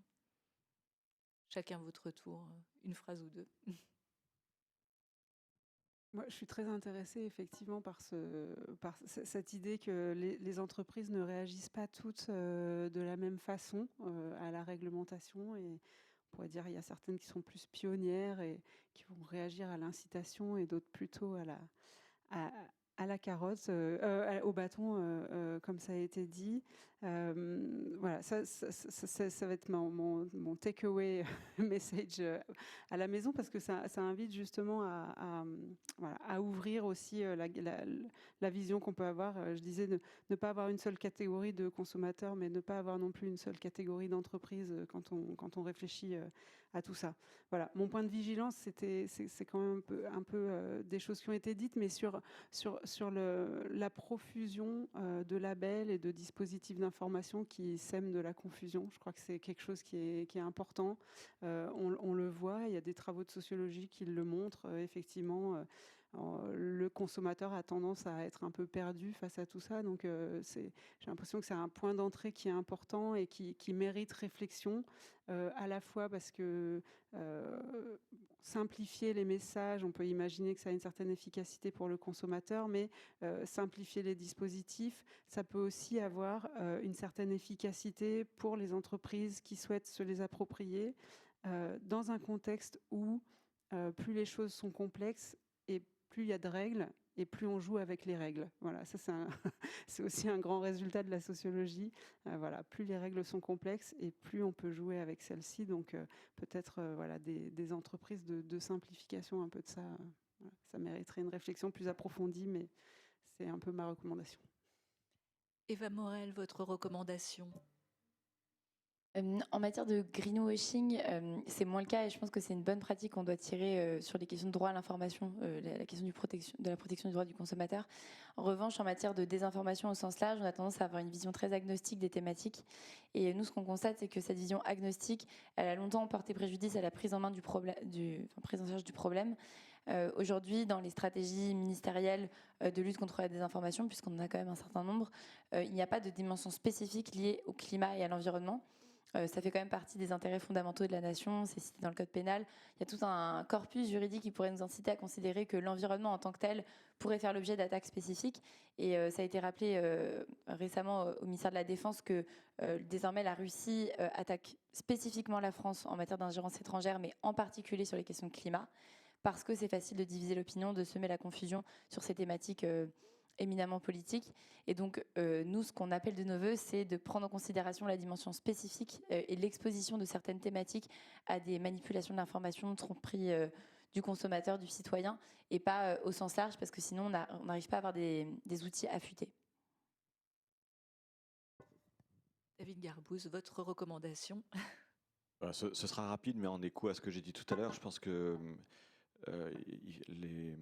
quand les pouvoirs publics travaillent sur ces sujets, ça a été très bien exposé. Il y a une dimension juridique très bien travaillée. Il y a une dimension, on repose le cadre de l'intérêt général, et donc on est dans une logique assez presque sociologique, je dirais. Je pense qu'il faut vraiment pas hésiter à s'emparer aussi de la dimension économique, c'est-à-dire d'expliquer que ce travail-là, il va aussi permettre aux entreprises les plus performantes ou les plus vertueuses de se développer plus vite, de gagner davantage de parts de marché. Nous, c'est le discours qu'on tient au sein de l'association, et c'est extraordinairement mobilisateur dans les entreprises. On entend beaucoup ceux qui râlent, ils font du lobbying très efficace pour dire qu'il ne faut pas avancer. Il y a aussi, ça crée aussi des espaces d'opportunité quand on fait changer comme ça les règles du jeu. Et faut pas négliger cette dimension-là, parce que vous pouvez avoir plein de soutien en fait du monde économique en posant ce narratif dès le départ sur les projets. Merci beaucoup pour toutes vos explications qui vraiment mettent en lumière différemment l'éco-blanchiment par rapport à ce qu'on a pu voir surtout en première partie. Ça montre toutes les ramifications en fait de ce phénomène. Et alors, on a quelques questions, notamment une pour vous, Eva Morel, au sujet du greenwashing. Comment le percevez-vous? Comment l'appréhendez-vous? C'est une bonne question parce que parfois on pourrait se dire que c'est une bonne nouvelle que certaines entreprises arrêtent de communiquer s'il s'agit de réduire les communications commerciales trompeuses. En revanche, nous, ce qu'on constate, c'est que le fait de déprioriser le profil médiatique des questions environnementales, ça dessert en règle générale la transition, et que c'est ce qu'on a constaté en 2024 en termes de quantité d'informations environnementales présentes dans les médias. On a constaté une chute de 30% par rapport à 2023. Et ça a largement contribué au fait que, ce soit plus une priorité politique. Donc, dans certains programmes politiques, ce n'était plus mentionné. Certaines entreprises ont supprimé leur trajectoire chiffrée climat, ont dépriorisé les investissements RSE. Donc, ça a eu des conséquences tangibles au sein des acteurs qui se transforment. Et au-delà de ça, ça nous rend plus vulnérables à des tentatives d'instrumentalisation, encore une fois, de ne pas savoir exactement ce qui se passe. Et donc, nous, on pense que, bien entendu, il faut communiquer. Il faut juste communiquer de la bonne manière. Et je pense que ça a été rappelé, quand il y a des actions qui sont véritablement à échelle, qu'on considère qu'elles sont sur la bonne voie et pas que ce soit des déclarations d'intention. Mais en tout cas, le greenwashing, ce n'est pas forcément une stratégie vertueuse à l'échelle de la société. Alors, il y a une question à nouveau pour vous, Eva, et pour vous aussi, David Garbous. Quelle responsabilité en cas de caractère trompeur d'une information? L'entreprise toute seule? Une responsabilité partagée avec le média et les intervenants? Je pense que ça fait appel à deux types de responsabilités très différentes. La responsabilité du média, elle est de s'assurer, pour les médias d'information en France, on a la chance de ne pas avoir des médias d'opinion, de s'assurer que l'information qui soit transmise, elle soit rigoureuse et exacte. Et c'est quelque chose qui est fortement encadré en réalité, notamment en période électorale, puisque c'est des périodes démocratiques sensibles, mais au long cours. Et ce qu'on constate, c'est que la responsabilité du média, c'est bien de faire en sorte qu'il n'y ait pas de désinformation dans ces programmes. Il y a la notion de maîtrise de l'antenne qui est utilisée par l'ARCOM pour dire que si on laisse trop prise à des propos qui sont trompeurs ou faux, c'est trop dangereux d'un point de vue citoyen pour laisser faire. Donc, bien sûr qu'il y a une responsabilité du média très forte. C'est vraiment ce sur quoi on travaille au quotidien et pas nécessairement sur la responsabilité des acteurs économiques. En revanche, une grande majorité des propos de désinformation qui sont tenus dans les médias ne sont pas propagés par des journalistes ou des polémistes ou des éditorialistes. Ce sont des acteurs qui sont invités et qui les diffusent, et ça fait appel à des stratégies bien rodées. Donc, bien entendu qu'il faut les rendre responsables de ces stratégies, que ce soit des stratégies malveillantes, et il y en a, je pense que c'est important de le dire. Les acteurs étrangers, c'est facile de les pointer du doigt parce que voilà, c'est toujours plus facile quand c'est à l'étranger, mais on a aussi des acteurs domestiques qui ont des stratégies de désinformation qui sont bien développées et sur lesquelles c'est important de mettre la lumière. Et pour le coup, c'est pas exactement ce sur quoi on travaille. Je pense que c'est plus les acteurs autour de cette table et dans la salle qui travaillent, mais bien entendu que les acteurs économiques doivent être responsables de leurs propos trompeurs. David Garbous, vous voulez rebondir sur moi, cette question? Ça finit toujours quand même par retomber sur l'émetteur du message. Enfin, faut être idiot pour se dire que effectivement, on va pouvoir sortir des éléments de désinformation sans qu'à un moment donné, alors ce temps est plus ou moins long, mais le bâton revienne Et donc alors c'est fait sciemment parfois effectivement, et c'est fait de manière bien organisée. Mais ce qui est fabuleux, c'est que ça laisse une trace à l'extérieur et que donc c'est opposable par des citoyens devant un tribunal. Voilà, la difficulté de gestion, c'est l'espace-temps. Ça a été évoqué un peu ce matin. Hein, les procédures juridiques, ça prend du temps, et le temps de l'information, c'est un temps très court. Mais voilà, quand on regarde les choses sur le temps long, l'entreprise gagnera toujours beaucoup plus à raconter une vraie histoire qu'à essayer de... Comme le vent, là, comme disait Sénèque, il n'y a pas de vent favorable pour celui qui ne sait pas où il va. Je pense que la rapidité d'exécution de la régulation, elle est quand même importante parce que certains acteurs savent qu'à un moment donné, ça va leur retomber dessus, mais pour autant, ils profitent du laps de temps dans lequel ils peuvent encore propager ce type de propos, soit pour retarder la régulation, soit pour continuer leur modèle d'affaires qui sont défectueux. Et ça, c'est quelque chose sur lequel, même si à terme une décision de justice arrive, ce sera peut-être trop tard d'un point de vue de l'intérêt général. Et donc, c'est une lutte de plusieurs acteurs et sur plusieurs terrains.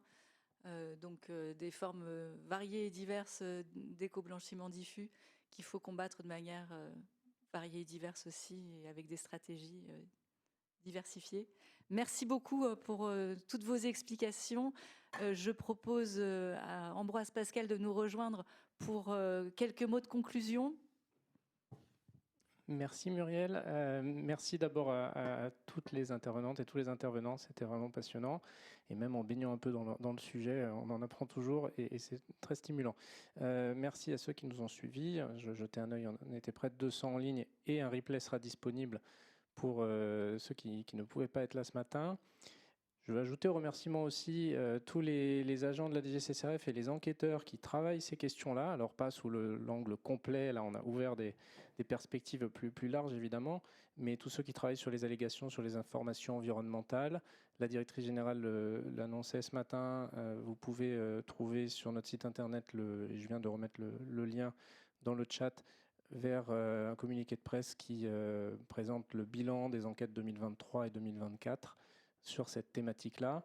Vous y trouvez aussi, pour les amateurs de droit, des explications sur les conséquences de la directive 2024-825 qui a été largement traitée en première partie. Des supports plus pédagogiques, des vidéos notamment à l'attention des consommateurs pour être sensibilisés au piège du greenwashing. Donc beaucoup de contenu. On ajoutera d'ici la fin de la semaine aussi un rapport sur ces frontières de l'éco-blanchiment dont on a beaucoup parlé. Voilà, j'espère que tout ça suscitera aussi d'autres réflexions, des rebonds. Moi, je suis très soucieux qu'on puisse échanger avec toutes les parties prenantes, développer ce type de réflexion en lien avec les entreprises, le monde associatif, la sphère académique, effectivement, qu'on ne côtoie pas assez pour la préparation de la décision publique, à mon avis. C'est l'un des intérêts de ces matinales, ça permet aussi de créer des ponts. Et puis pour terminer, peut-être vous dire qu'une seconde matinale de ce type sera organisée le 10 octobre autour de thématiques liées aux déchets. Alors il y aura peut-être quelques échos autour de questions de recyclage par exemple. En revanche, on rentrera un petit peu plus dans des questions liées au droit de la concurrence par exemple. Voilà, pour couvrir plus largement aussi les centres d'intérêt de la DGCCRF et de celles et ceux qui s'intéressent à nos missions. Voilà, merci encore à tous. Merci beaucoup aux intervenants des deux tables rondes pour ces échanges passionnants.